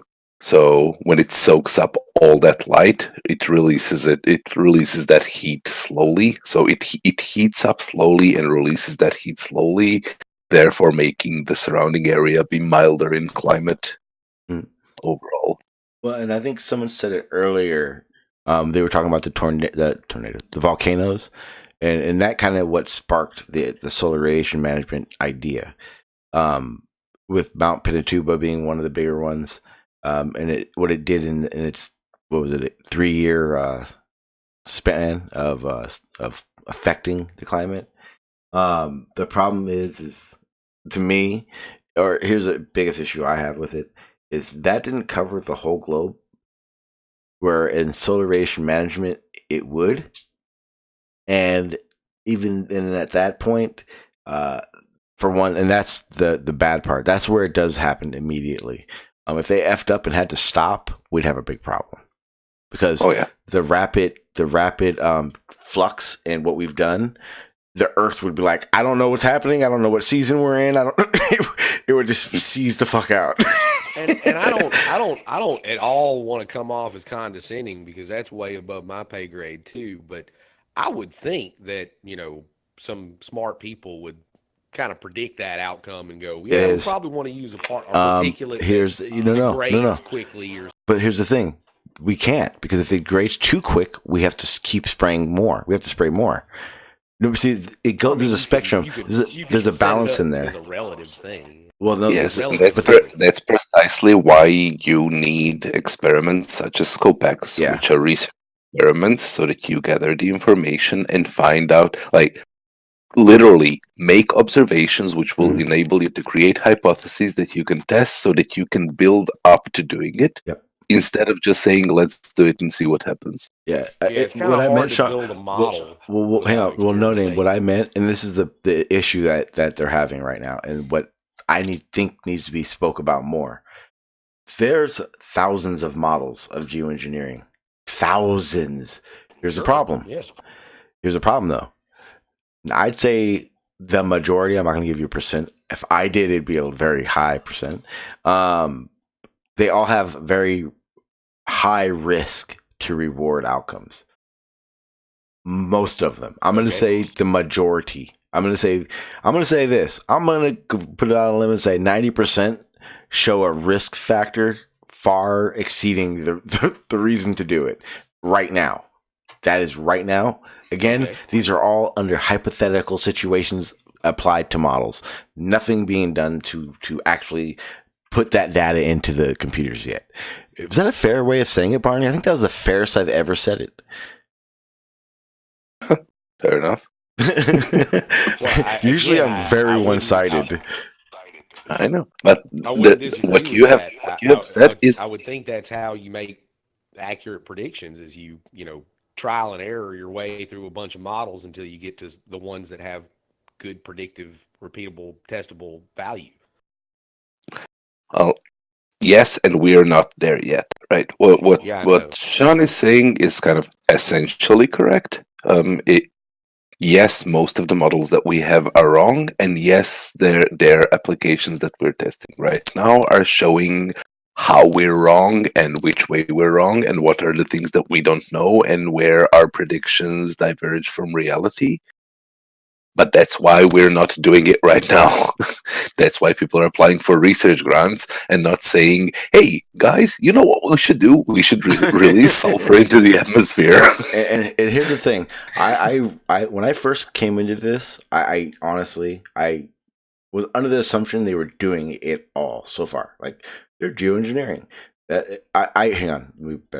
I believe they have studied before, and I think the rush is scared of what can happen due to those tests. How big? I don't know. Any proof? No, just an opinion. But when we come to today's standards and what's happening right now, I think they're pushing, they're rushing it now. I think they're ultimately rushing it. I'm sorry, if you modeled a situation and you ran it 1,000 times and 997 times you had bad outcomes, you wouldn't go, yeah, but we got 3 outcomes that were good. I mean, can we still keep looking into this? It seems odd to me. No, you definitely can keep looking into it. Right? Yeah, but we're also going into now permission and field studies off of a bad situation still. There's nothing that backs, oh, well, we can do this and the risk reward is better. We're still getting risks out of most of these things. Yes, Sean. But yeah, I know. So that funding, the funding that we're talking about, the 4 million, is literally for projects like ScopeX. Nah, that's for right? butt wipe. Which is releasing, what is it, 100 grams to 1 kilogram of matter into the atmosphere at the height of 20 kilometers, starting off with water. And it's water and chalk or something like that. It's some weird odd little. Then it's calcium carbonate. Yeah. And possibly, if they get permission, it will be sulfur, something. Yeah, but that's what that is. That's permission, because we were talking about earlier. Yeah. The other place the only place they've ever gotten written permission was over a reservation. No, because reservation's a little different when it comes to federal law. Now, the article in sciencemag.org that you have posted, from what I've read of it so far, is very news reporting instead of scientific reporting. They are skipping over all of the all of the things which would appease you and jumping into the most extravagant statements that they Yeah. can make. Oh yeah, but that's also why when I read it, I only read like the first two paragraphs right there, because that's the where they want to grab you, and I wanted to talk about reading in between the lines of that, because even when I looked at it, 4 million, I'm like, that covers the lube bill. Right. You know, and I saw that, but and so the point of it was to get the news out there and simplify that BS that's sitting right there in the first two paragraphs. But yeah, I did read into it, and it again, ScopeX to me, a ScopeX project to me isn't what I'm threatened by. I'm threatened by the implications of ScopeX doing the field experiment now, where I used to be worried about them. Well, I just find that really ironic because we have been geoengineering this planet for 10,000 years now or more. And we never experimented with that. We just kind of trialed and errored it until we got what we wanted, but we didn't realize a lot of the consequences. So I think the fact that we are actually scientifically testing things now to see what works and what doesn't work is a good that- thing versus just kind of But see, fucking our way that's the through it. thing, though. You said that we've been doing it for so long, and I agree. I wouldn't say geoengineering. I would say weather modification over that time period. For instance, Well, I mean, Indians. I don't. for That's instance, a difference for, without, that's a for distinction instance, without the a ra- difference. the reindeer or the reindeer. What the fuck? The Indians. Damn, the Indians. Whether they knew they were doing it or not, were performing weather modification during a rain dance. The reason they did that dance was to bring upon rain. Whether they realized it or not, the immense amount of smoke those enormous bonfires could create a pocket of moisture, and guess what would start happening? It would rain. Oh, sure, yeah. I mean, they didn't understand the mechanisms behind it. Yeah, but I'm talking that's about, that's the same. like, That's what you're okay, saying, though. So the agricultural revolution that happened roughly 10,000 years ago, right? In the Neolithic period, we started farming, right? We started clear cutting forests. England used to be almost entirely forested up until about 6,000 years ago, and then it abruptly got cut down and turned into farmland. Okay, and so that created like microclimate changes there, which have a kind of an additive snowball effect because the moisture that would have been kind of trapped there got moved somewhere else. And we do that on small scales, but spread out all over the planet. That is geoengineering. Okay. However you want to, whatever gradient you want to apply to the scale it, from of the smallest to the largest. What's the scale we're talking about? Yeah, I get what you're saying. Like, I think there's a thin line between the two, because like you were saying, like you and Barney were saying earlier, even what I thought wasn't considered geoengineering because of the scale was when you guys were talking about, I think Finland, it was Greenland, which one? Netherlands. I'm sorry, I apologize. I knew it was one of the lands. There's a very fine line between what is what, because like Barney was saying, I mean, if they cloud seed here in the United States, and they cloud seed in a certain area, the areas south of it or south of its weather pattern, not navigationally, will be affected. They can get droughts. They could get floods. They can get more like things happen differently. So I guess you call that geoengineering, but for me, in that scale, that's still just weather modification on a cloud seeding scale, as far as I'm concerned. I think, to me, and this is going to, my scale may be way off too. Correct me if I'm wrong. I would say it's more continental. You're making the distinction between machining and geoengineering, right?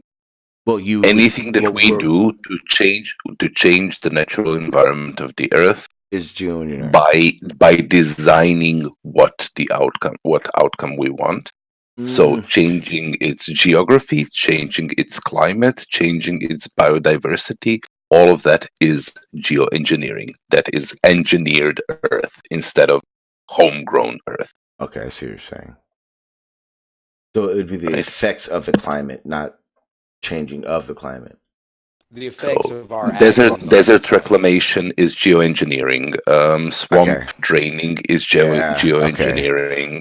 I see what you're saying now. Yeah, I get it now. The abundance of more plant life or more aquatic life in an area is going to give the evaporation levels going to change it. The rain patterns and the plants are. I get it. Yeah, I guess it.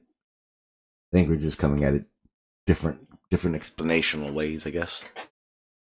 Oh, one thing I wanted to mention about that article, like I'm reading through it and thinking like a conspiracy theorist would read that article and say, well, if the news is telling us this, just imagine what it is they're not telling us. Well, I can't read that. What are all the things that they're not allowed to say? I can't read it. So where having, you know, that I've worked in the news, yeah. and reading this, it's my point is somebody has slaved over this for hours to turn it into the finale of Game of Thrones. Well, I can tell you right now for a fact, the whole this is exactly like the Trump thing. This, for instance, E&E News has taken the idea that the idea of chemtrails is so conspiratorial and so taboo, and everyone will look. They're using that grab in this story the whole through. I agree with Barney. That's why I didn't read the whole thing. That's why I didn't even try to read the whole thing. I just wanted to make it very clear. 4 million, nothing. Congress permission, the only big deal in here. That's kind of like they want you, by the time you finish this story, I guarantee, Barney, you forget the first 3-4 paragraphs completely. I just like to say I'm really proud of myself. I've been on here it must be almost an hour, and I haven't had to overtly agree with Barney, and I think that's really exciting. Have I been that wrong? No. I just been that right that you didn't have to correct me. Let's keep it real. I'm kind of it's like shit. Should I join? God, I'll end up agreeing with Barney again. well, John, here's the thing: if you get here before Barney and start talking before Barney, then Barney will only be agreeing with you. Yeah. Or disagreeing. Not if he agrees with you or disagree. I'm gonna have to disagree with you there, Barney. I disagree with you in principle and then agree with him in fact. Remember, Barney, as far as I was concerned, gravity was always a force. But don't you realize I have evolved from it being a force to also a push-pull? That is literally because of your devil's advocate. Push-pull is also a force. You're right. It is. But if you go general relativity, then my push-pull still explains it. The statement gravity is a force or the statement gravity isn't a force are both meaningless until you know which context you're talking in. Doesn't make you right, Barney. I know what you did there. It doesn't make you right. Touche, but you're wrong. It makes me wrong in some contexts. Yeah, you're right in the wrong sense. You're right and wrong in what you're doing. And the only thing you have to realize is that I'm speaking only in those contexts in which I'm right. But I'm right. Whichever those are. Yes. I agree. Like neither you or I have to know which those are, but those. There is a but there. Remember that, people. It's not just cut and dry. Don't just think you're right ever. Because there is such a thing as the Barney tear spell reference frame. It's called God. I pray up. It's upwards. All right, you guys talk amongst yourselves. I need about 3.5 minutes. That's right. I nothing really important. I want some toast, so I'm gonna go make some toast real quick. Fair. Yep. I'm being honest, so you guys can't just right. Yeah, no, Okay. that's fair. But I can hear you. So talk amongst yourselves. I'm gonna be upset when I get back. So, Barney, Yeah. the push pull thing. I don't know if this is like just seems smart to me or like this is something that you'd be all like, yeah, dumbass, of course it's spin. But what normally generates a push pull force? An exchange of a boson that transfers some momentum in some direction. Right. So would that be that direction? I guess if it's maintained what angular speed? Can you repeat that statement? It's the orbit, the maintained angular speed. I'm not following you. Sorry. I really am. I have no idea what you're talking about. The spin of the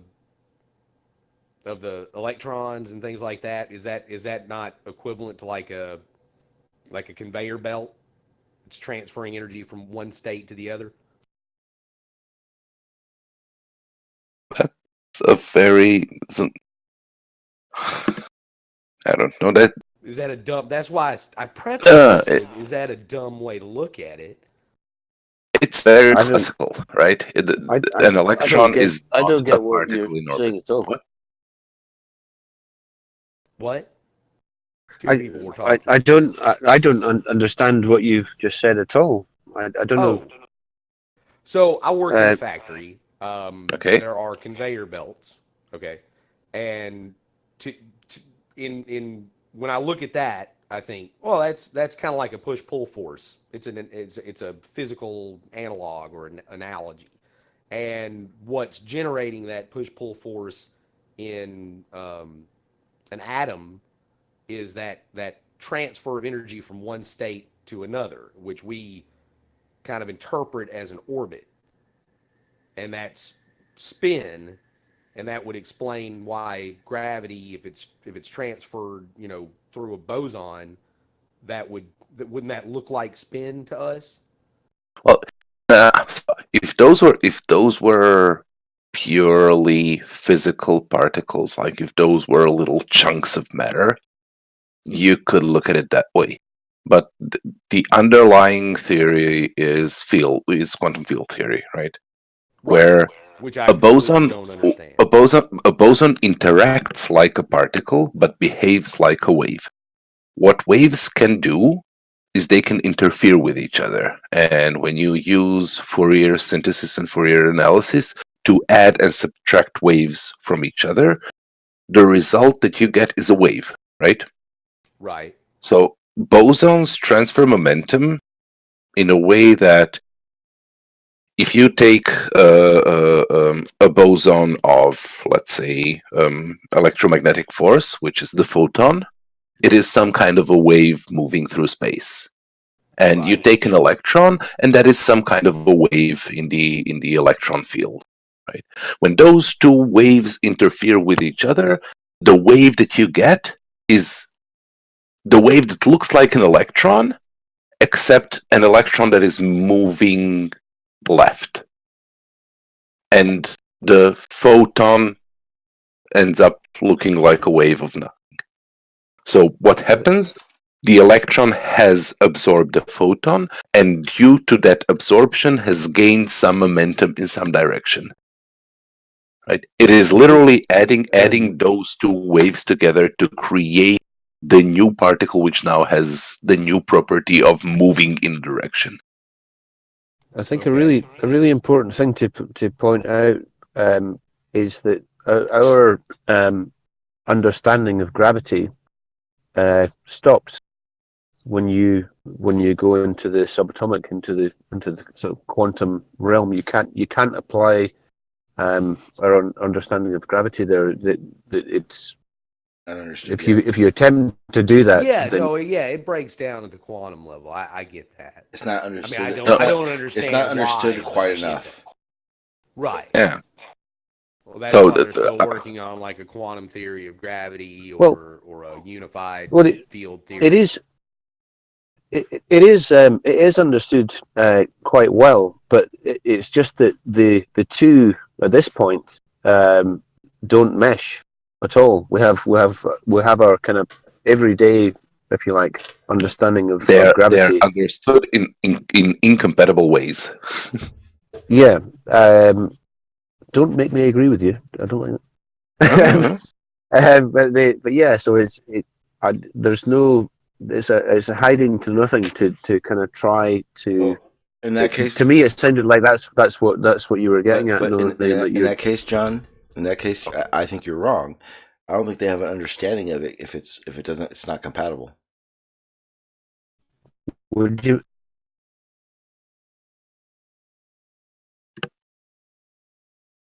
What was that, John? I don't. You said that they have an understanding of it, but then you established that the understanding they had wasn't compatible with what we have now, which to me means that they don't have an understanding of it. No, there's a very definite understanding of how things work in the subatomic level, and there's a very definite How they should understanding of. work. How they hypothetically would work. No, I mean it's the main problem. The main problem is that we have to have two different theories which don't appear to meet anywhere. So what the ideal thing would be if we had a what we really want to have is a sort of universal theory that is completely meshed together. Isn't that the theory of everything? Yeah, basically. Yeah, we don't have. We're far from ever going to have that. We better hope we never. So there are two different concepts. One is the theory of everything. The other is the grand unified theory. The grand unified theory would explain all the forces and unify all of physics. String theory. The theory of everything. The theory of everything would also give you the tools to apply that knowledge to the macro level at arbitrary granularity. So you would be able to apply the theory of everything to psychology. You would be able to cosmology, to anything that has any scientific basis. You could apply the theory of everything to. Would the theory of everything? So the theory of everything wouldn't have it's a closed system open at this situation. It would have a explanation.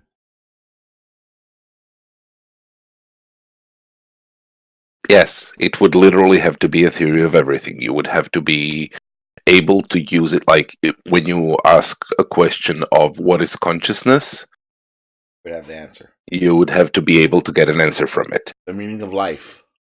Would have an answer. Doesn't Alexa do that already? The meaning. The meaning of life is not a scientific question. What is consciousness is a scientific question that we do not have an answer to. But maybe it's not a scientific question because they don't know how to ask it. Where do all the lost socks go? Huh? Huh? What'd you say? Yeah. What'd you say, John? Where did all his the socks lost go? Socks go? So how do you end up with like one sock, and where the fuck's the other one gone? Elves use them for beds. That's what I want to know. Elves use them. Those of us who've read The Hogfather know where those socks go. Well, you and your third grade class are very fortunate. When did you read that book? Yesterday? Hooked on Phonics worked for me.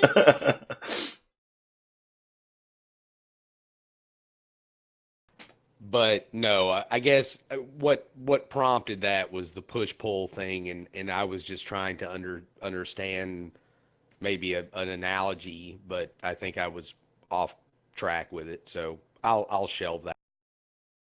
It's very, very easy to explain in a complicated way. Yeah. What he said. I think what Sean is trying to say is that it's very hard to explain in a simple way. I like my way much better. It's simple to explain in a roundabout fashion. It's very simple in a complicated way. That's what it is.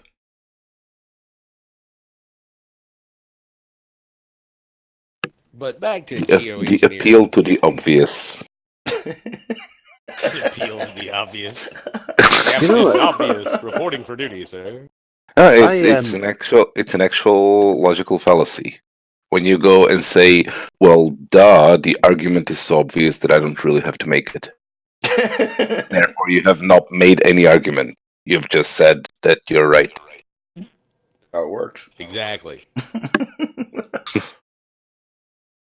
It sounds kind of like something I have around here called a peer review. Science, Holmes. At its best. you know, I'm kind of I'm quite very very new to this this whole sort of geoengineering thing. I don't, because I don't know very much about it. I don't see the why should we be kind of interested in scrutinizing it, Sean? Because Sean is scared. What the Why? fuck? Sean watched Highlander 2 and thought it could end up that way, and that was why that movie was so, prophetic. It was a warning to not geoengineer. First of all, I've never seen that movie. Second of all, I am scared. And third of all, See? because of the risk that are implied in doing them. That's my problem. I think And that's Highlander why we One test is the things. only is the only Highlander film that you need to watch, Sean. Fair. No, I The think other one is a mockumentary about how not to make a movie. it's that sequence in Matrix when Morpheus explains what happened to the Earth to Neo. Oh, It was us that burned the skies. You did it! You damn dirty apes! Damn you all to hell. See, John, this is an easy situation. It's a very complicated explanation.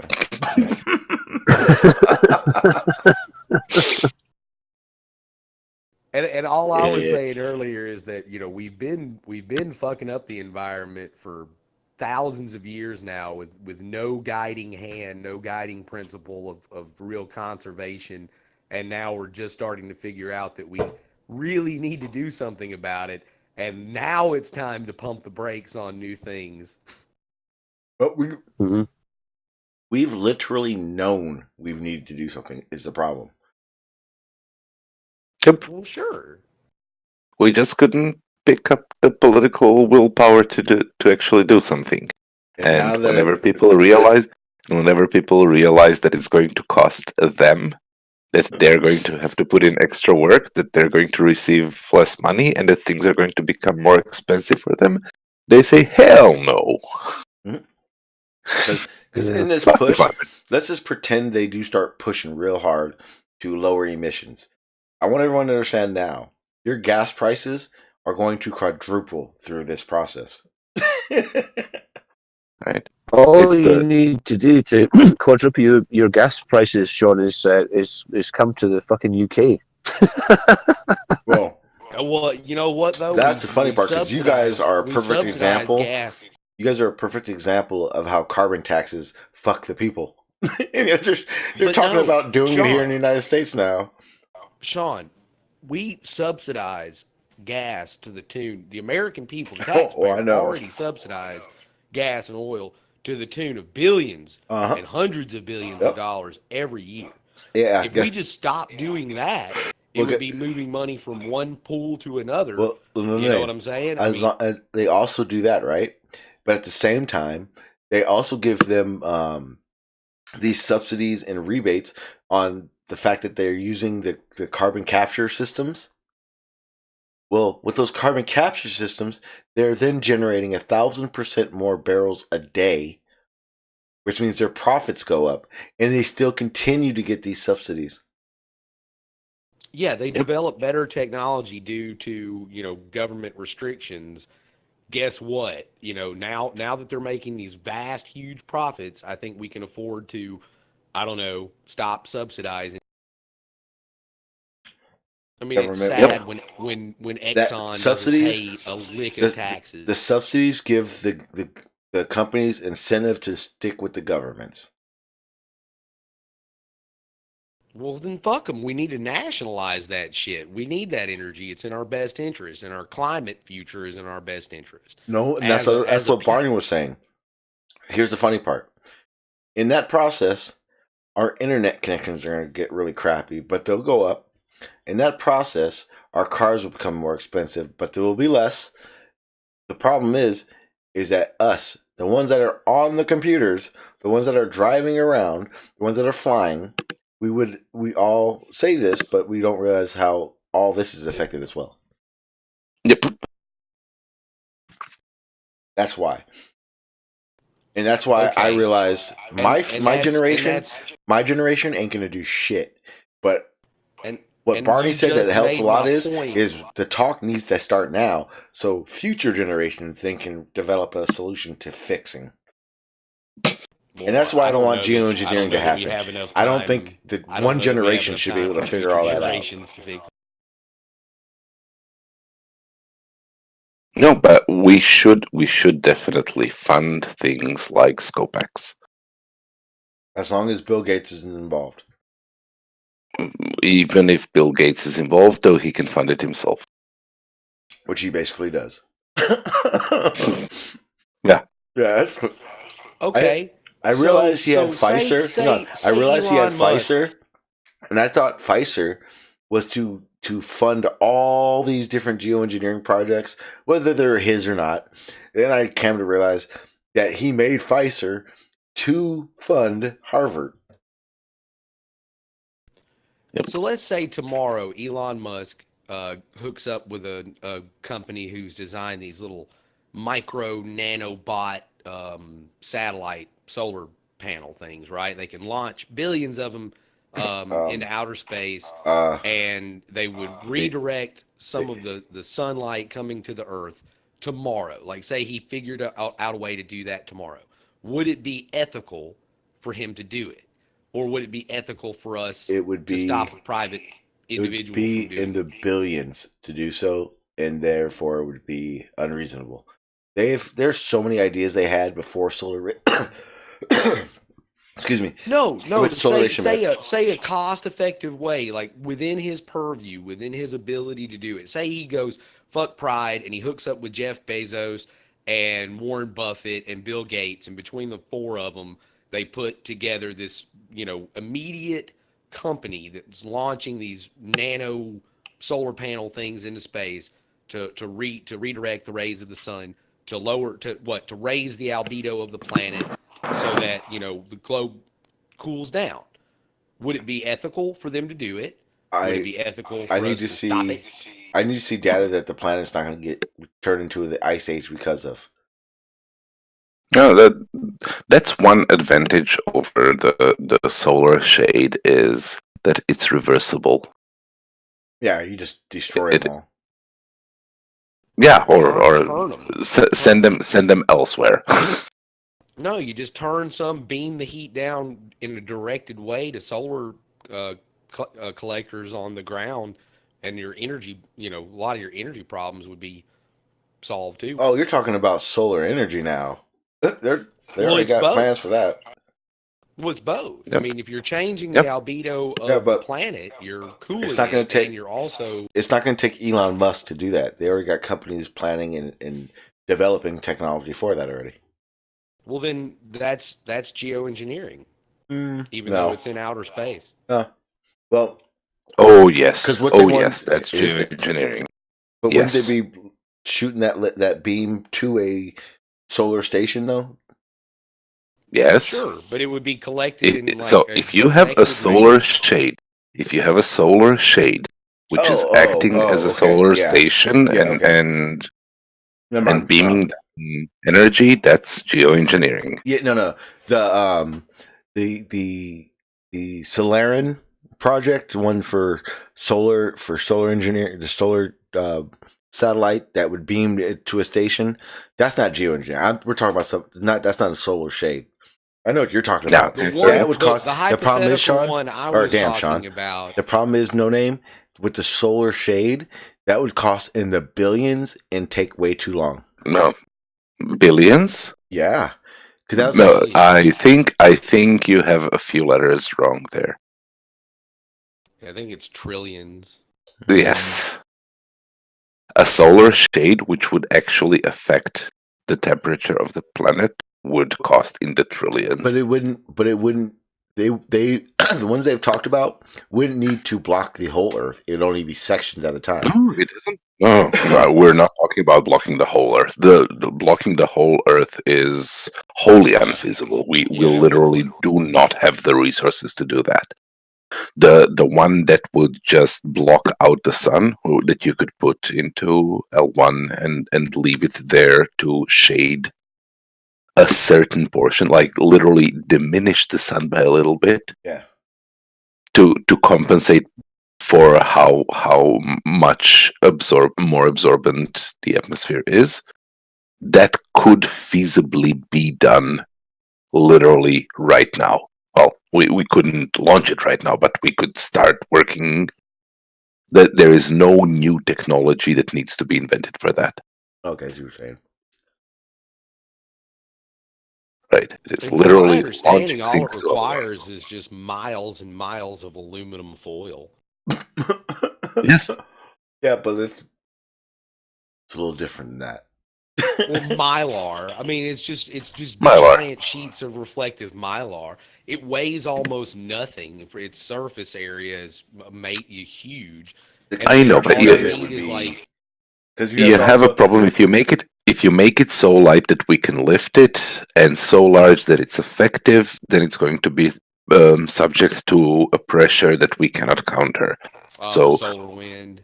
yes, so it'll literally just be blown away. It's like I really dislike this hurricane that's coming at us. I can hide behind a handkerchief and A diminish sail. a little bit of the. I'm gonna hold on to this sail.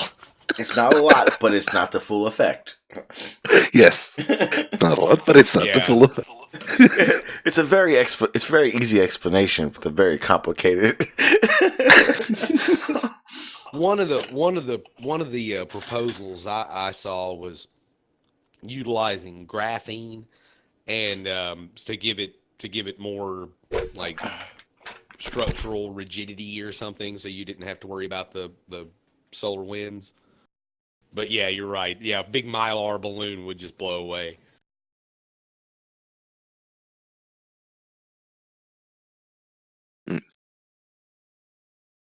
But you could absorb some of the sunlight, turn it into energy, use it to power ion propulsion systems to counter the blah, blah, blah. It wouldn't be 100% efficient, but you could maybe feed it with some additional fuel, ion charge from somewhere. But those are all solvable problems.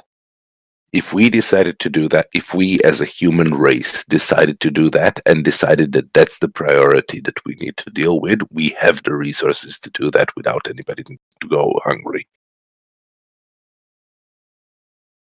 We just have to prioritize, and we have to quit subsidizing the military-industrial complexes of every nation on Earth and all work together to do it. But, no big deal. Yes, I know, but that requires the public perception that shading a tiny percentage of the sun is more important and a more immediate and dire threat than international war.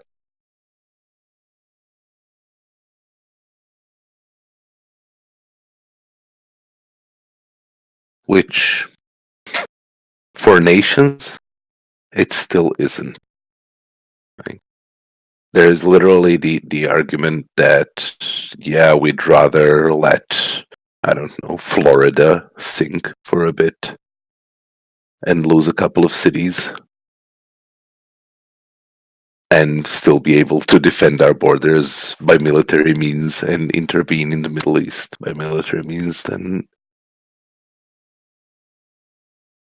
And on the other hand, Yeah, that's a good way to Russia look at it. Russia has a field day right now, right? Because with global warming, like if you are Russia, the only thing that you want is global warming. No large coast, no dependency on water currents, huge frozen waste that, if it gets heated, becomes fully arable, and like they every place that becomes uninhabitable for the rest of the world becomes more wealthy for Russia. Wow, I never thought of it that way. And Canada as well. Wait a minute. You mean Canada was behind this the whole time? No, I Blame think I think that Canada. Canada is trying to be the nice liberal guys that are all eco-friendly, but from their political perspective, like economic perspective, they have a lot to gain by global warming. Oh yeah, yeah.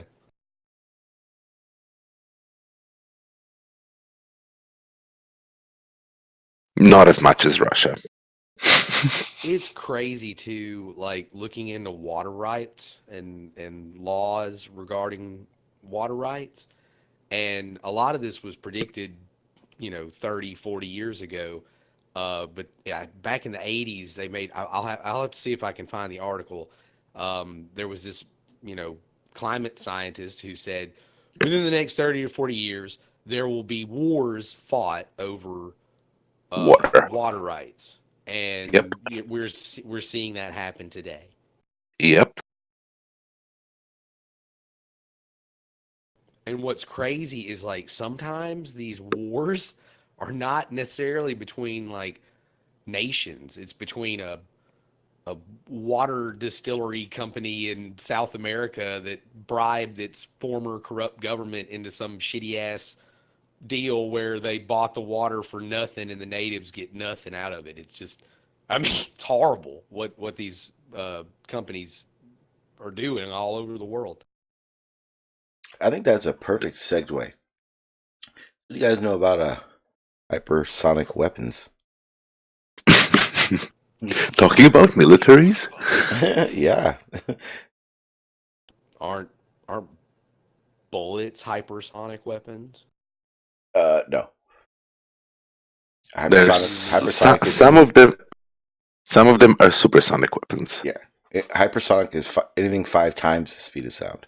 Anything supersonic is above the sound. The speed of sound. I misunderstood. So railguns and intercontinental ballistic missiles.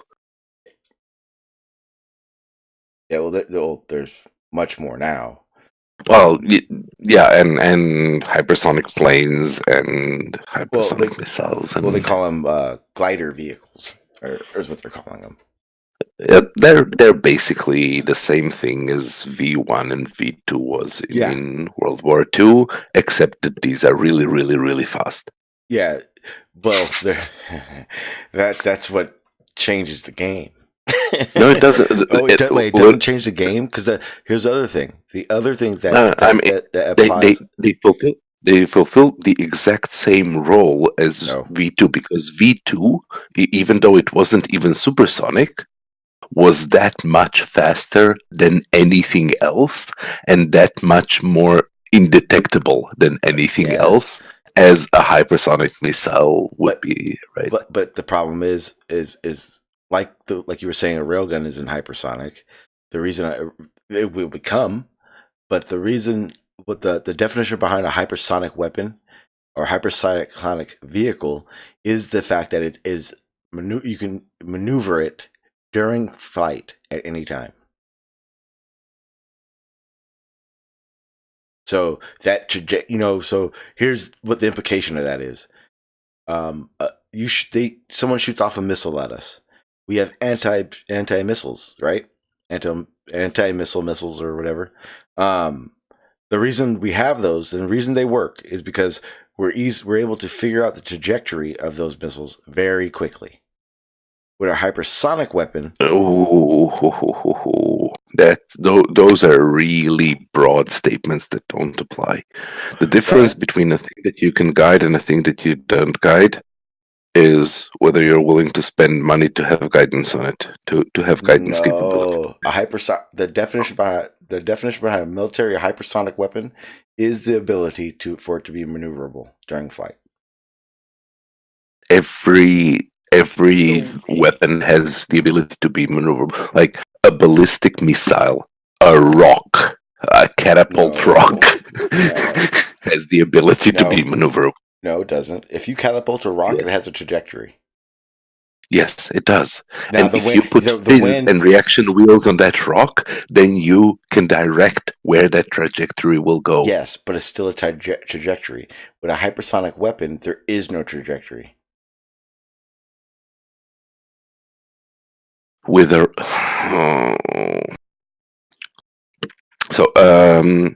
railgun bullets, right? Those are unpropelled bullets. They are only inertial.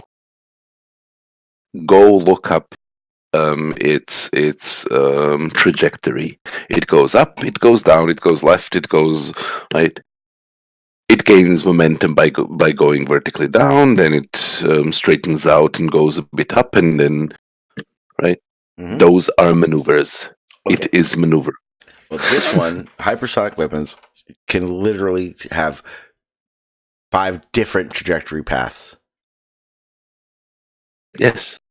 Where a ballistic missile does not. I think it's I can see what you're saying, but this is completely controlled. Yes. Okay. Everything is completely controllable if you're willing to put control surfaces on it. No.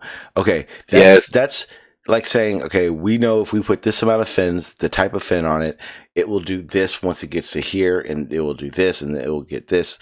I get that. These are remote. So you can send it in one direction, make a right and then turn, change your mind and send it another way. Yeah, to a completely different direction. Halfway through that direction, change it and make it go a completely different direction, and then guide it to ballistic missiles don't do that.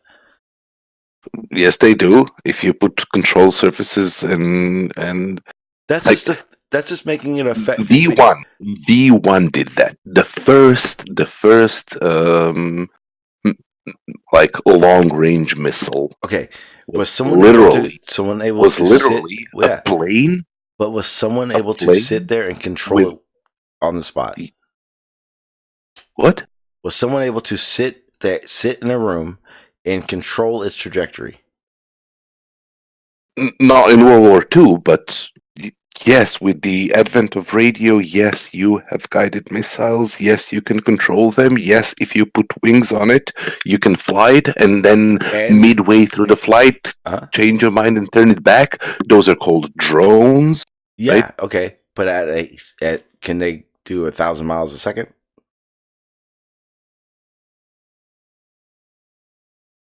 I'm really missing. Why are we bickering? I don't know. Kind of arguing the same thing.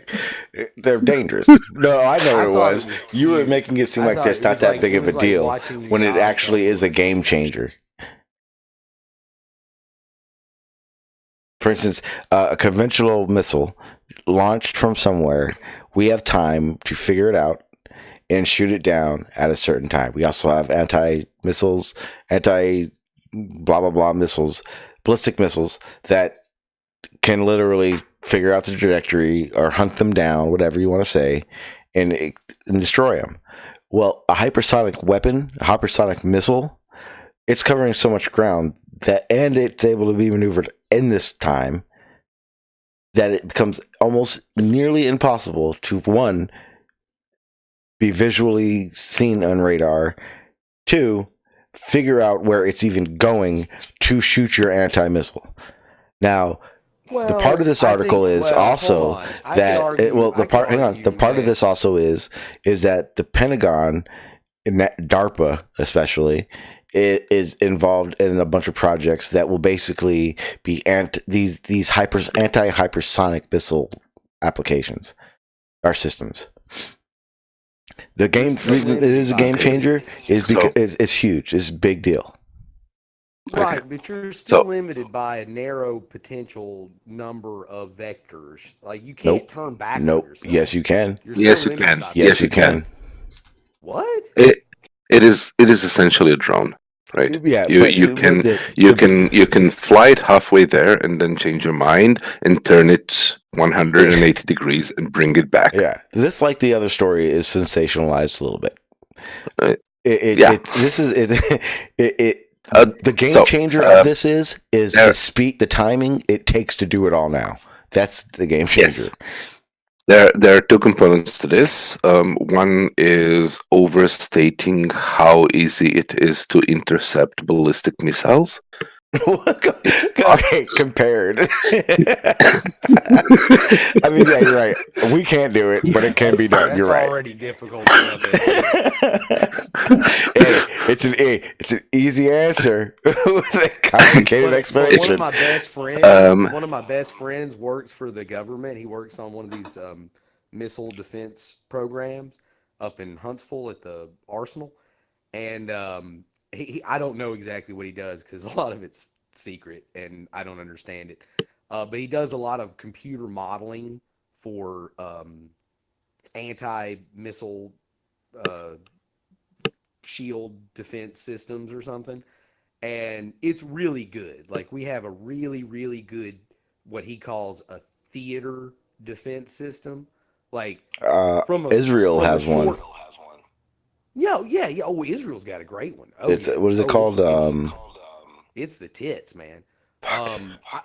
That's actually a tactical shield system. I'm talking about a theater defense system. Like we can lock down a theater, right? What do you mean a theater?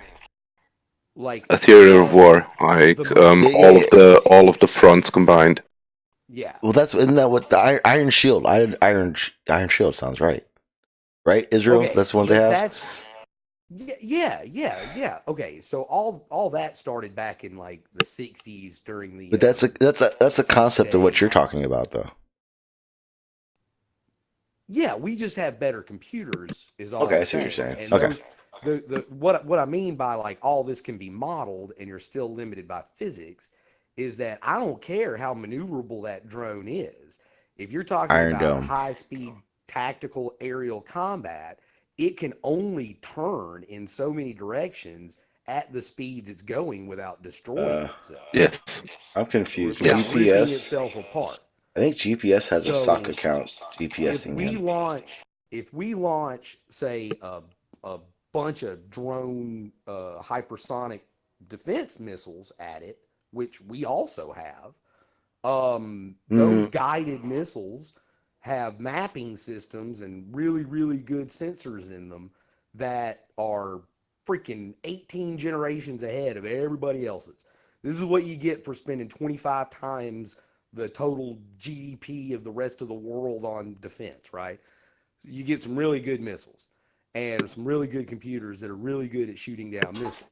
And so when that hypersonic ICBM comes in, it only has so many different vectors it can achieve, right? And so if you send enough darts at it, guided darts at it, they can pretty much cover a really good spread. Not against a hypersonic weapon. It's still probabilistic. Not against a hypersonic weapon, they won't. Okay. It's like the same bunch of flechettes up against a cannonball, but all the flechettes are capable of blowing up. It's like shooting a BB gun at a missile. But every one of those BBs is capable of blowing up the missile. No. The problem with current U.S. Military approach, which has started being corrected in the last decade or maybe a bit more, is that they've gone so far high tech that the missiles that they use to destroy the targets way outcost the targets that they're destroying. So if it takes $2 million missile to destroy a $10,000 target, you're not really winning the war. Oh yeah. No, that's totally true. I'll agree with that 100%. I would just start shooting shit. They're like, haha, stupid ass. That's what you get. That's what you get when you get a really fat and bloated and entitled military-industrial complex right there.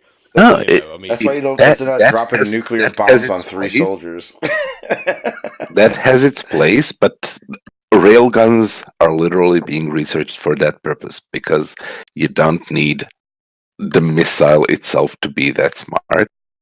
Well, you can put in some guidance in it if you really wanna, but what you're essentially doing is you're shooting a chunk of metal that's moving so fast that it destroys whatever it gets into contact with. They want to start using. They want to put railgun artillery with guidance systems in them, but they're just doing that so they can shoot them further and have a little bit more of a chance of hitting a target further away.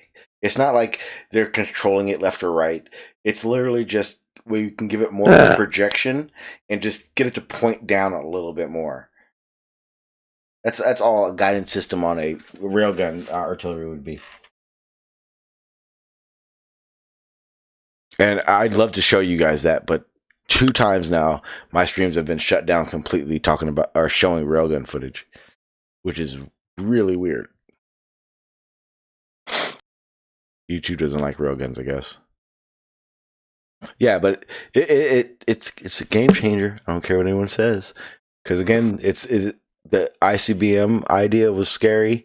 Well, now again, that's where it's all going to happen. Oh, that's what I wanted to preface. These glide vehicles that they use to deliver certain things, those aren't like. It's not what you think. It's literally just going into space. Not a game changer. That's a game extender. That's the same thing that we've been seeing for over a century now. Yeah, but have we encountered any hypersonic weapons yet in battle? It doesn't matter. It does. Can you run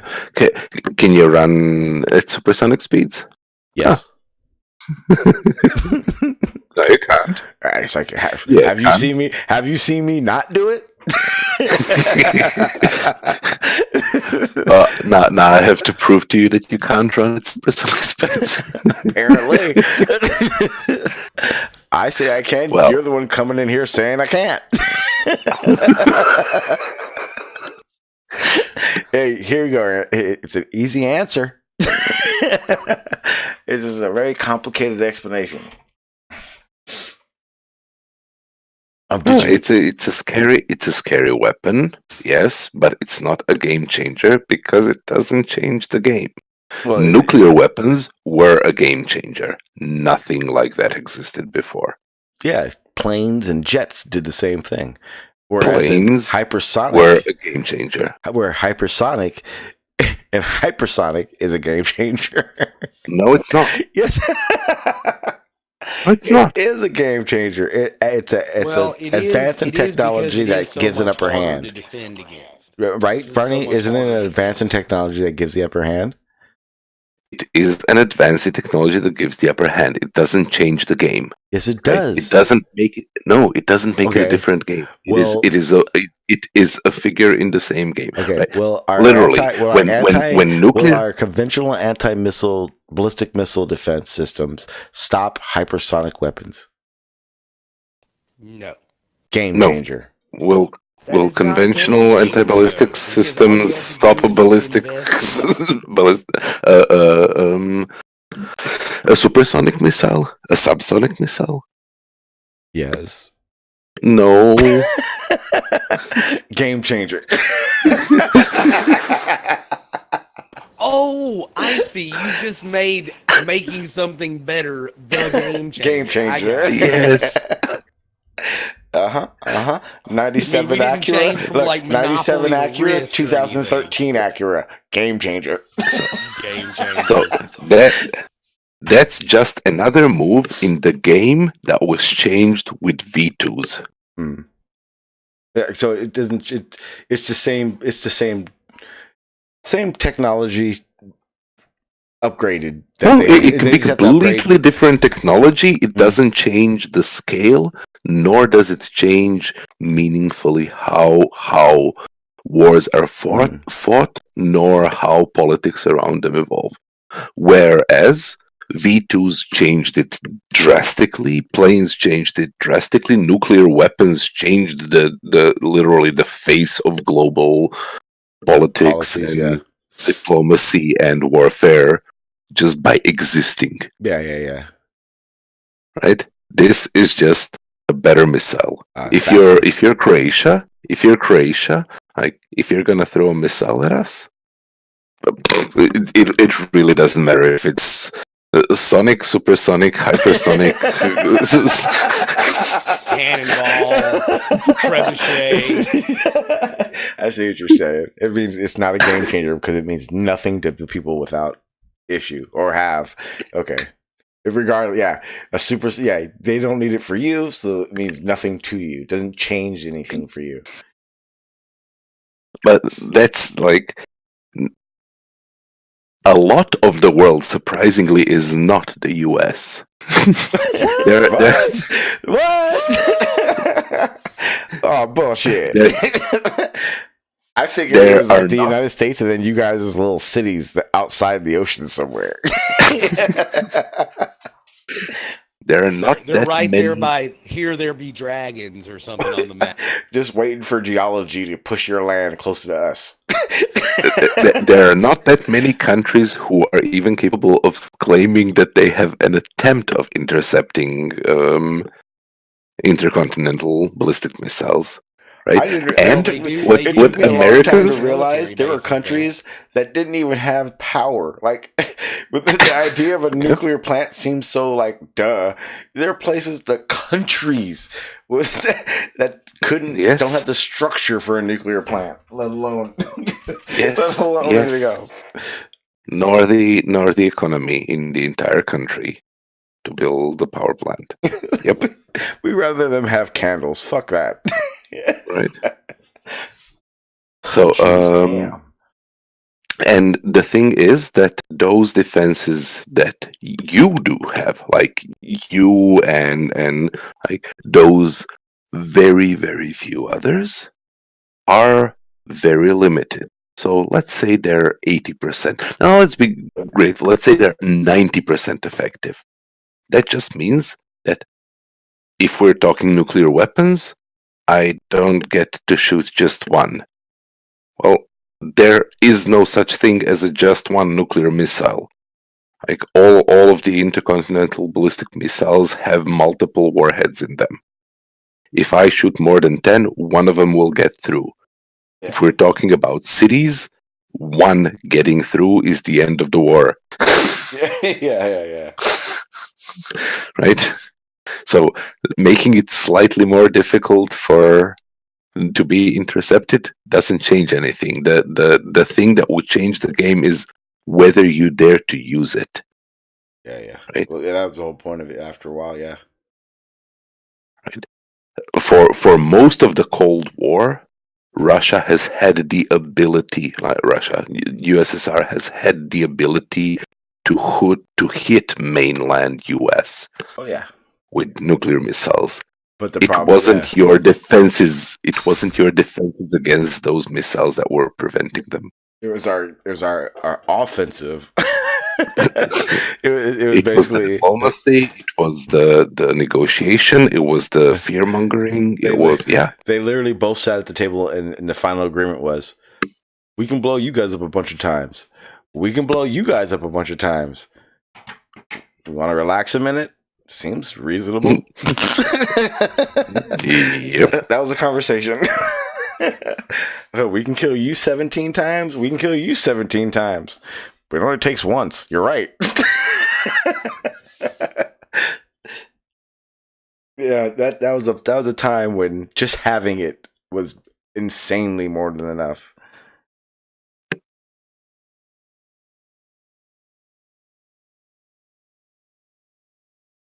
Oh, but that's kind of the essence of my point. This is not a game changer. This is Yeah, I see what you're a saying. move in the game. Yeah, right? yeah, Hey, I see what Sean. you're saying. Hey, Sean. An did you advancement know- of one step forward. Now, when they start shooting these bitches off from the moon, that's a game changer. Yes, having gravity assisted catapults on the moon would be a game changer. Like, hey, we need to throw a rock. Where can we throw it from? Well, if you don't even have to throw it with your arm. You can just let it go if you do it from here. It's literal. So there's a great novel called Luna is a Harsh Mistress by Robert Heinlein, which is basically about colonizing the moon, turning it into a mining station, and then the moon station rebels. And they have none of the technology, like all of the economies on Earth, all of the Earth has their air and has their water and has their food and has everything, and there's no way that Luna can win. What has Luna got? It's got rocks. Jeez. What? Wait. Do they start Right? throwing rocks at Earth? Yep. Yes. Right? They've got rocks and they've got high ground. That is awesome. Right? Please, in the Discord, can you type that? Can you type that title in? I gotta get it. That sounds so awesome. That's one of those things where you're like, but they can kill us all. And you're like, yeah, but they're gonna bleed while they do it. It's like one of those situations. Also, Sean, did you know that in 1994, the Ukraine, which was the last, I guess, Soviet bloc country to break away from the former Soviet Union, the USSR, when it left, it was in possession of 1,900 intercontinental ballistic missiles, nuclear missiles. Oh, they buried a lot. Or wait, the United States and Russia supposedly have buried and disarmed a lot. Well, this was in '94, and they were no longer part of the Soviet Union.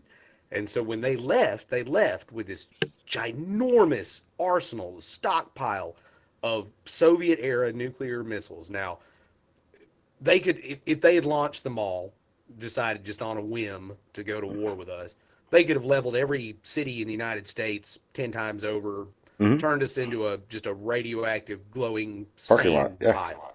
Right. Problem is that we would have done the same thing at the same time. Sure, exactly. It's mutually assured annihilation, right? So the the Ukrainian government agreed to turn over these weapons and have them destroyed, right?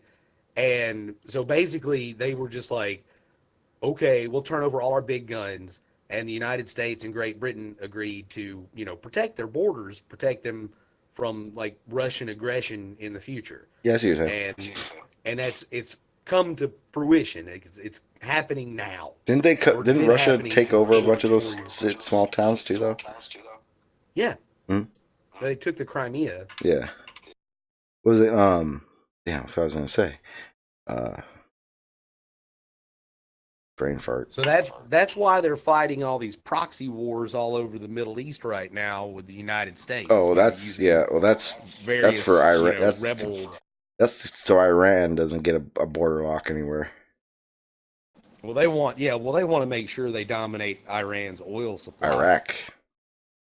Well, Iran's sitting on a bunch too. Well, the whole main reason they assassinated, or I don't know how to even say it, they killed that general, was because the main goal of that general was to make Iraq feel like they needed Iran. That's like the general gist of what he was doing.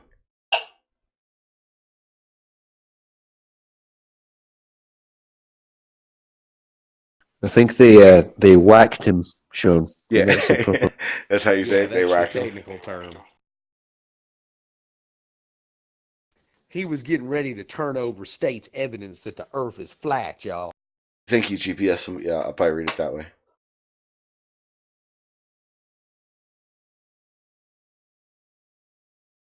Is that GPS? Never heard this man's voice before. I think GPS. No, I don't think I've ever heard GPS either. But he's always here in spirit. In my head, GPS sounds just like Barry White, y'all. Well, at least when I read it.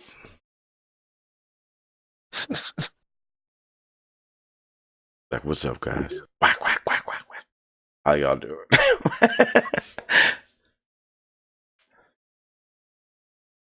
Well, I thought hypersonic weapons were a game changer. Barney just ruined that shit.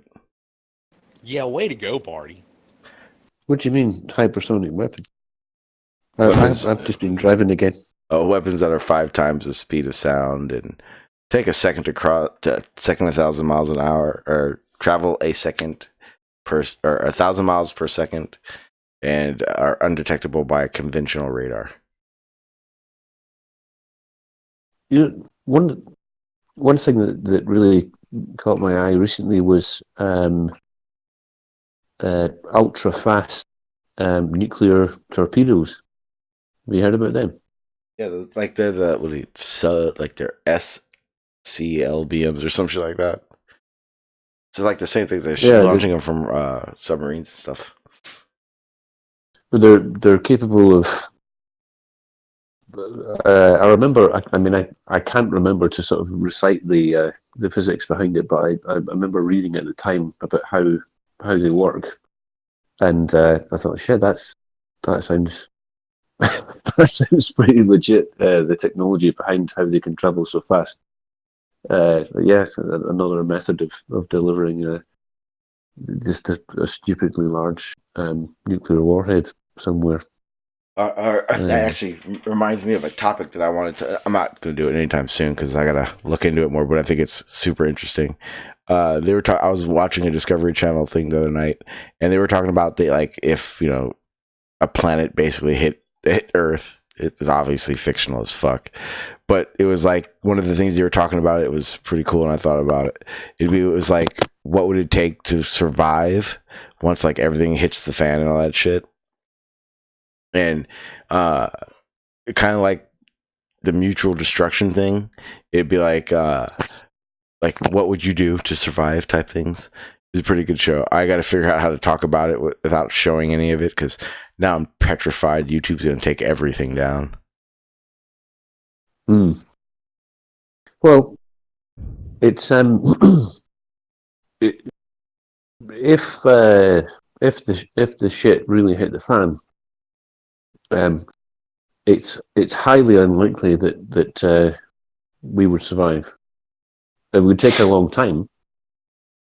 But one of the, I mean, I'm not I'm not Spock, not quite.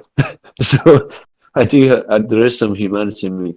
But if the shit hit the fan, completely, totally, and utterly, life would not stop on Earth, and it would probably regenerate. Which is quite a comforting kind of thought. I don't think humanity would end either. I think that the civilization would end. I think that we would be certainly thrown back to Stone Age, but I don't think that we would be eradicated. Well, if you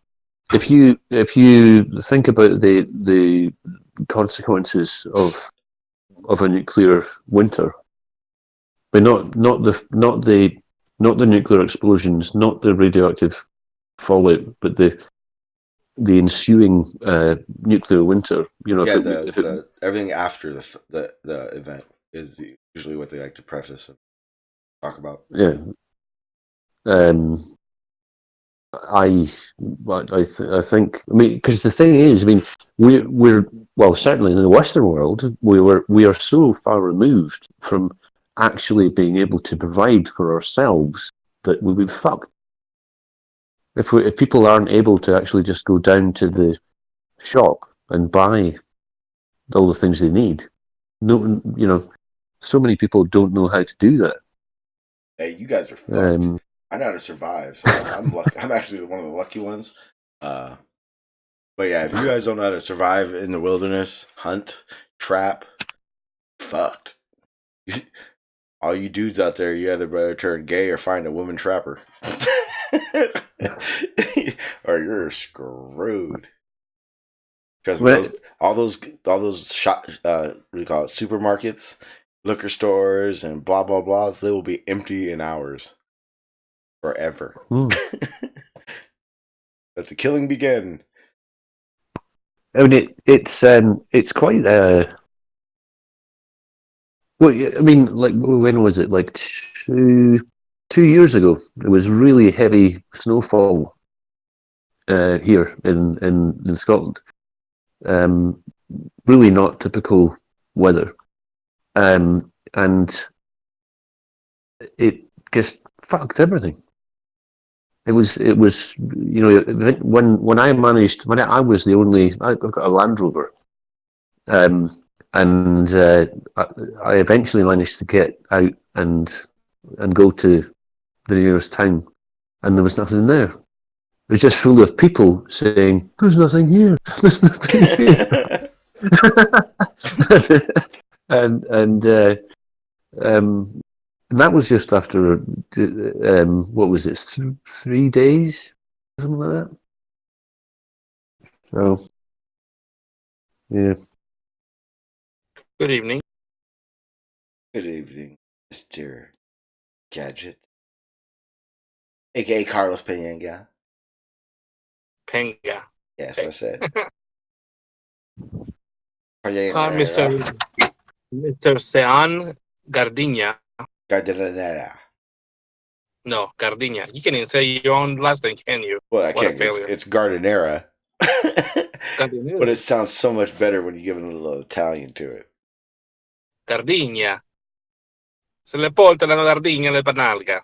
I don't know what that means. I don't speak German. I don't know either. I just made that up. Just My like own language. What is up, party people? Chilling, just hanging out. Just because I'm talking about, how hypersonic weapons are a game changer. Barney agreed. Oh, you talking out like Peer-reviewed science. Don't have any drop? Like when you shoot a projectile with a railgun doesn't have any drop? That's amazing. It does have drop. I know I'm being sarcastic. It has droppity. No, it flies in a straight line over a plane. There you go. There you go. Straight. Over. It's a parent plane. I don't know whose streams it was, but I just happened to swing by and I hear, rail going at dive velocity doesn't go, goes in a straight line. I said, okay, I'm out of here. And I just moved on. I think I was there for a conversation like that over 24/7, and their whole argument was based on the fact that it was like, they shoot straight at 0, and it doesn't. They don't need to shoot up for trajectory. How do they miss trees and shit? High-rise building, like what are they doing? Well, no trajectory, huh? If you want to see how insane this is, just go to a flat Earth group on Facebook and look at the memes. Make sure you wear an oven mitt, because holy moly! I always tried to stay away from the forums where I had to type only. That's why I live stream. That's why I started live streaming. I hate typing. Yeah, and I had shit to say. Well, I don't type. I just laugh at the memes. Like they show the corpuscular rays. There's a local light source. Like, okay, buddy. Anyway. Aren't memes CGI'd? Are they doctored and edited? Doctored. Yeah, like, had a heart attack. Tried to resuscitate it. Dead. Yeah.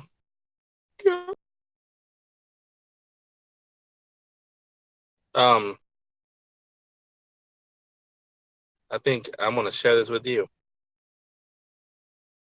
Kind of scared. What's that? I want did you share this already? Did I share this with you? It's the a song for my channel, intro song, original. Is it Nathan? Screw you. No. I'm sorry, I just thought it would be. Here, it's original, so there's no copyright issue or whatever. All right, yeah. Let me see. All right, so I'm gonna play it, but I don't know if you guys will be able to hear it. See if I do it. I think I'm gonna see if I can. You guys may have to click on my live link to do it though. Suck. All right, there you go. Anyone in here who's still here, if you click on the live, you'll be able to watch it or listen to it as I do. Everyone in the YouTube, you guys are just gonna hear it. What's your live link? It should be in the voice chat. I should have jumped to the top of the list. If you just hit the live, that little live button, you should have a little box that says join. I'm on the cell phone. Android. Yep. Yeah, you Android. You cannot click a live link in Discord. All right. But everyone else is gonna hear it and see it. If you want to go over to YouTube real quick, I'll play it over there. Yeah, I'm going to YouTube. Yeah, go ahead. All right, I'll give you a second, then I'll play it. Okay. All right. There we go.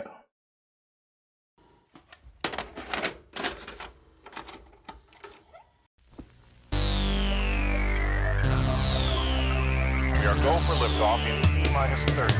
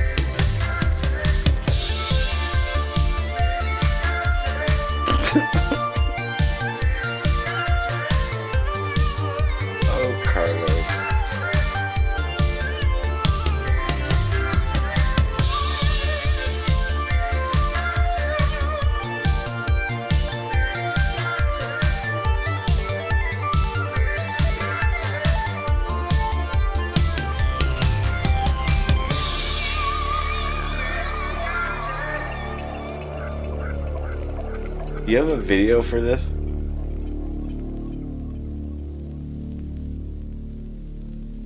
Carlos? Yeah, I'm working on it. I want to work. Can I work on one? I felt inspired. You like that, don't you? I felt inspired. I felt like I got transported back to 1983. 82. Well, even with 1983's technology, you still can debunk the crap out of the flat Earth. Well, here's the thing. I want to do an intro. You're not going to be able to show it to anybody. Do what? You're not going to be able to show it to anybody. It won't be for public view. Right, fine. I think they'll take your channel down. But I got a video idea. Anyway, my brother did that for me, so that was my. I'm gonna do it. I'm gonna do one for funsies. It's gonna be fun. Z's. Cool, man. As long as you don't put Nathan Thompson in there. What?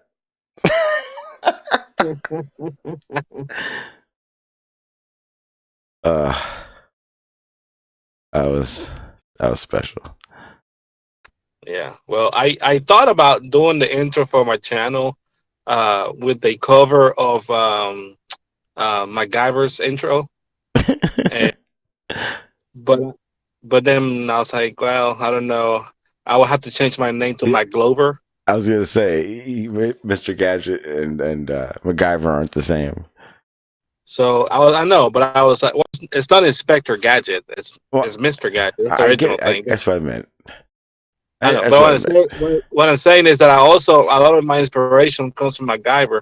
So I was like, oh man, I would at least make a segment called MacGlover, and then do the intro of the segment like that, and then like how my guy was like kicking these guys in the head and everything. I'll put like the faces of like Nathan Oakley and Nathan Tombstone and Pichet, the Dodo. You can't kick a dodo when it's down. You have to kick you have to kick them when they're standing up. Anyway, but anyway, maybe one day I'll do that. I just don't know what to do on that segment. What would I do on a segment called My Glover? Just MacGyver the heck out of an experiment? I don't know. Yeah. I guess because if you realize if you do that, then remember when you did that the sunrise sunset shadows on the mountains, but you used your styrofoam pieces. Yeah, that shit makes you feel like anyone else can do it. Like, oh, I can do that experiment. Those are the type of things people want to see, not shit that they're not going to be able to set up, or they're going to have to go to like 10 stores to get the stuff for. They want to be able to do these things with household stuff, like getting a parabolic mirror and a thermal camera. Huh? Nothing like that, right? Yeah. See what that did. See the example I gave that's you. That's kind of my idea too. It's like, look, go out and do it. But anyway, yeah, that was a little. I mean, just the camera itself is about $200. Yeah, but not to flex. But still, that's extending your ability to the experiment. There are things you can do without that to still verify it. Sure. But you know what I mean. Like, so if you do like something like that again, also give the cheap solutions to it. You know. Okay. Like this is. I just came up with a slogan. So easy, a soy boy can do it. Boom! It's mine. You can't.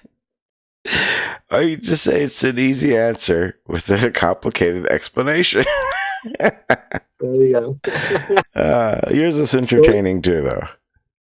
Oh dang! That's gonna be my thing now.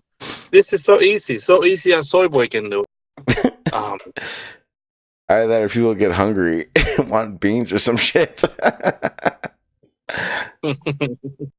Beanies. Anyway. Yeah, guys. I think. So you like the song? I do, especially for your other channel. Oh yeah, for both of them. You know, I use it for both. People will just be confused. Well, Carlos, who's Gadget? Well, the other one is to have just more regular, nice content, but the Carlos Pagan one is to how do you say it? Not flashback, but bitch slap. No, bitch slap. Say it. No, I'll say it backwards. Not yet. You don't. But watch. Say bitch. You never. You did. You already did in your head.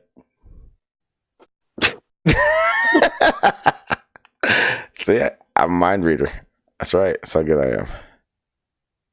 Hey guys, I just I posted a picture of my Land Rover in the somewhere in a lot of fucking snow. Goddamn!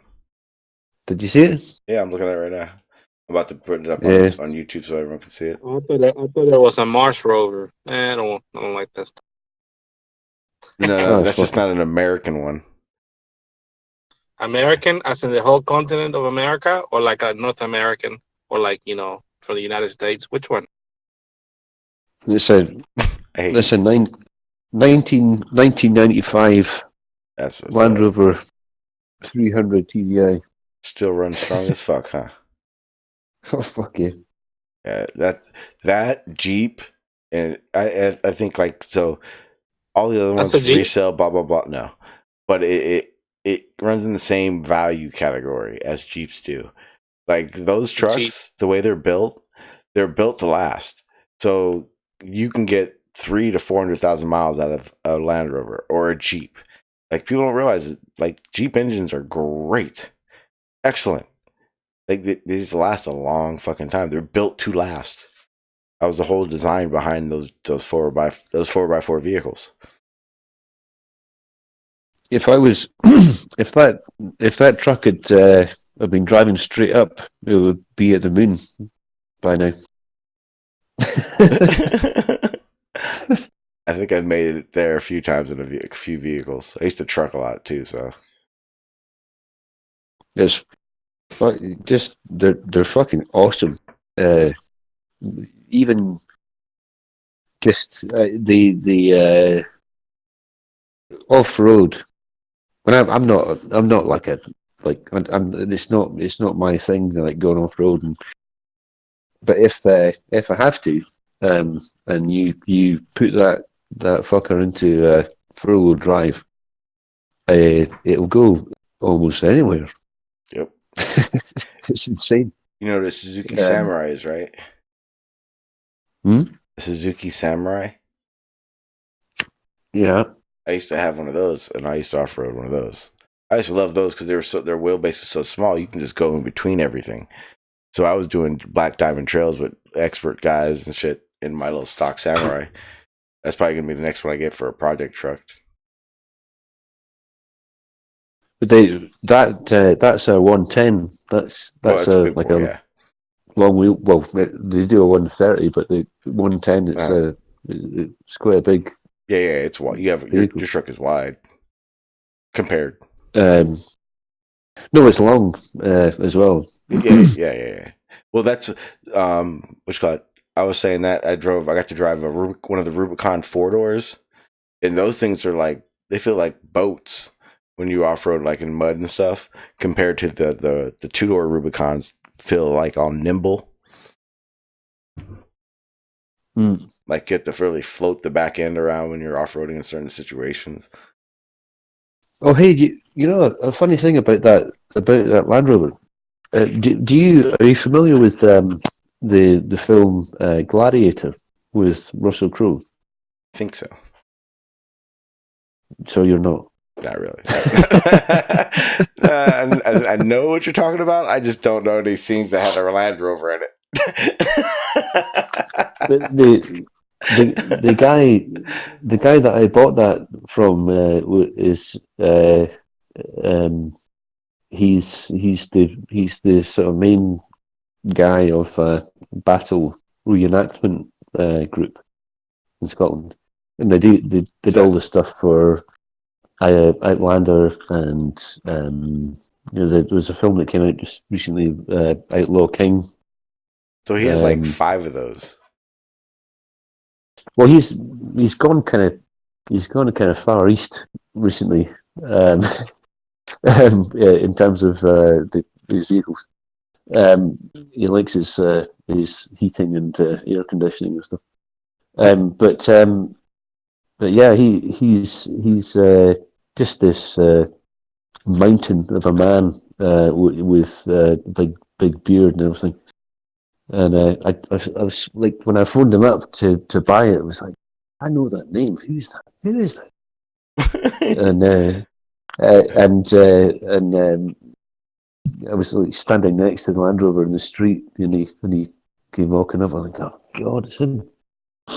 But if you watch Gladiator, right at the start, the Romans are fighting the Germanic tribes, and the leader of the Germanic tribes sort of walks up holding a severed Roman legionnaire's head by the hair, and says, I think in modern day German, you will all die like dogs, and that's him. that's the guy I bought that Land Rover. He's quite a fascinating guy. Should I go to his house and visit him? Like I'm here to give you my critique on movies.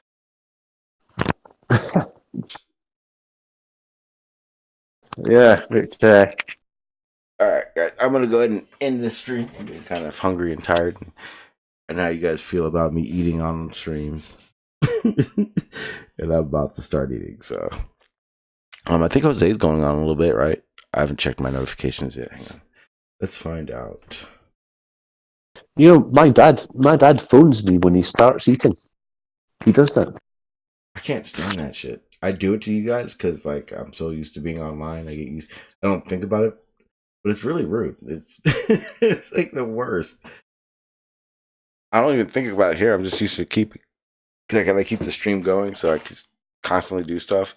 But like in general, I don't talk and I hate that people try to talk to me while they're like, dude, just stop, just talk to me later.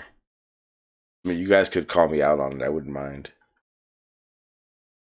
You know, something that happens quite often, because I usually use, the like a phone earpiece with a little microphone that dangles down, and it catches on a zip on my clothes.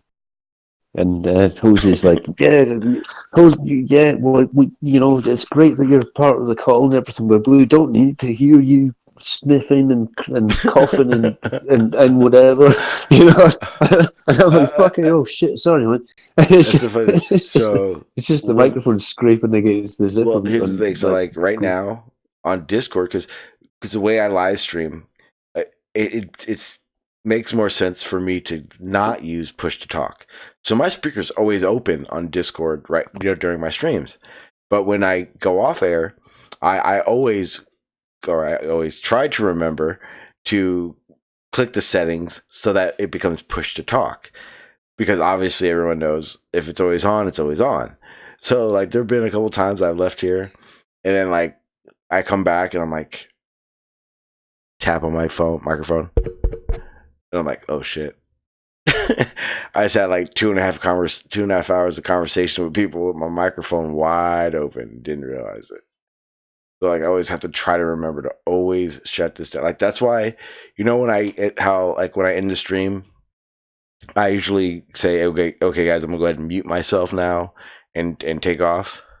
That's because what happens is sometimes I'll get into the chat. My bad. I'll get into the chat, or I'll end up doing something else, and I forget about Discord, and it'll just keep unmuted, and then I go into long rants talking to people. And you're actually saying, I fucking hate all of these fuckers.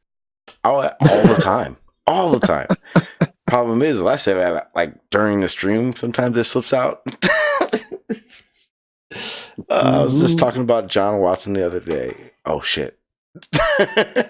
Wrong person. My bad.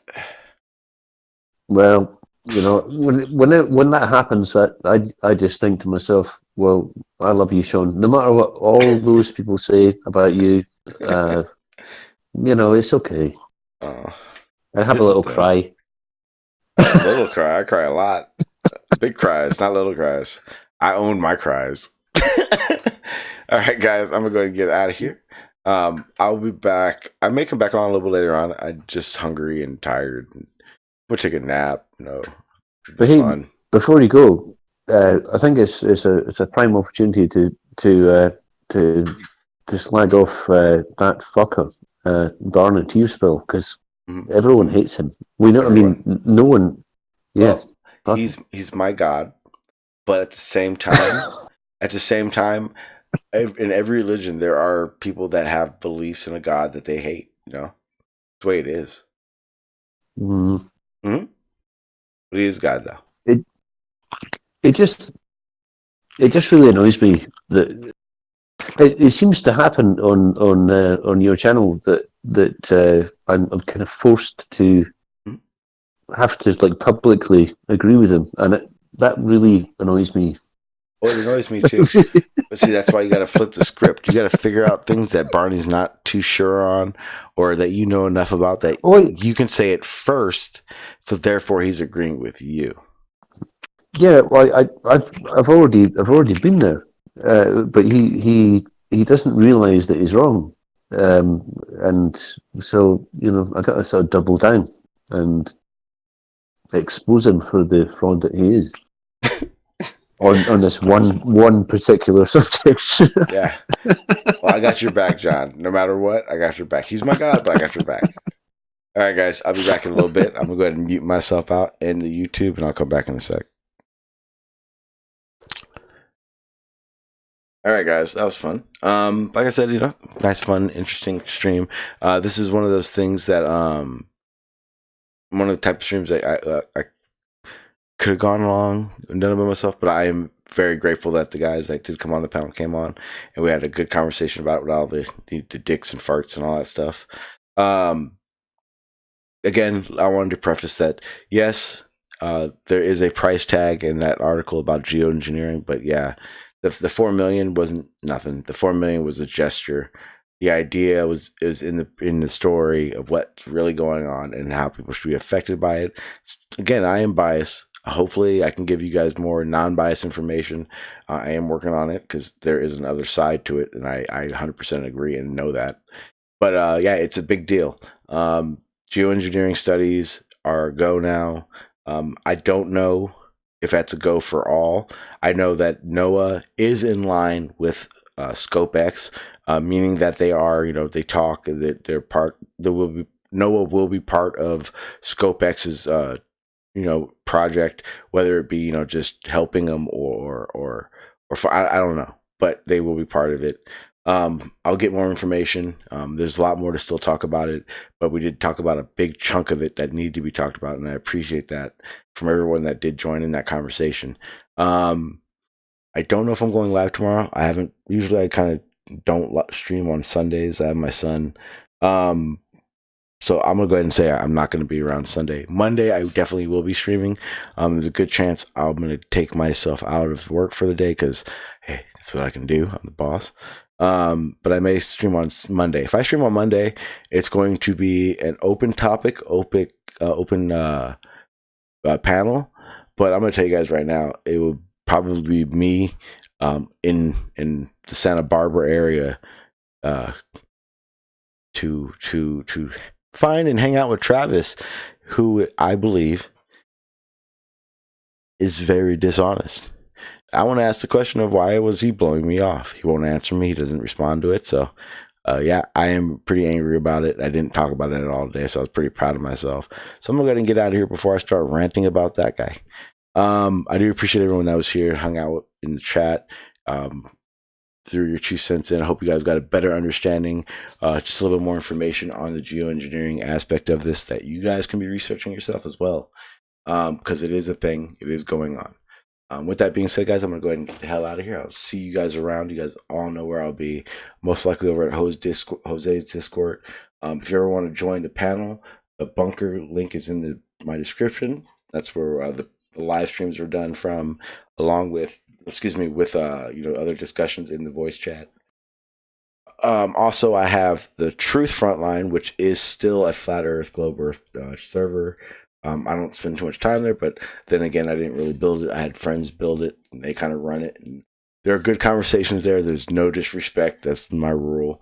So yeah, it's a really chill place to just go back and forth. It's nothing like gyms. It's always constantly going. It's just a chill place. So go ahead and check that out. Also, please, I've been working on and busting my ass trying to figure out and get together that website. The Truth Frontline website.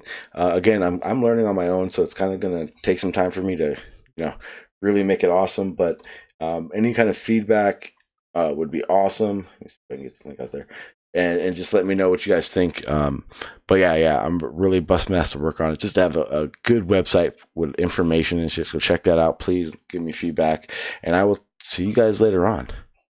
Peace.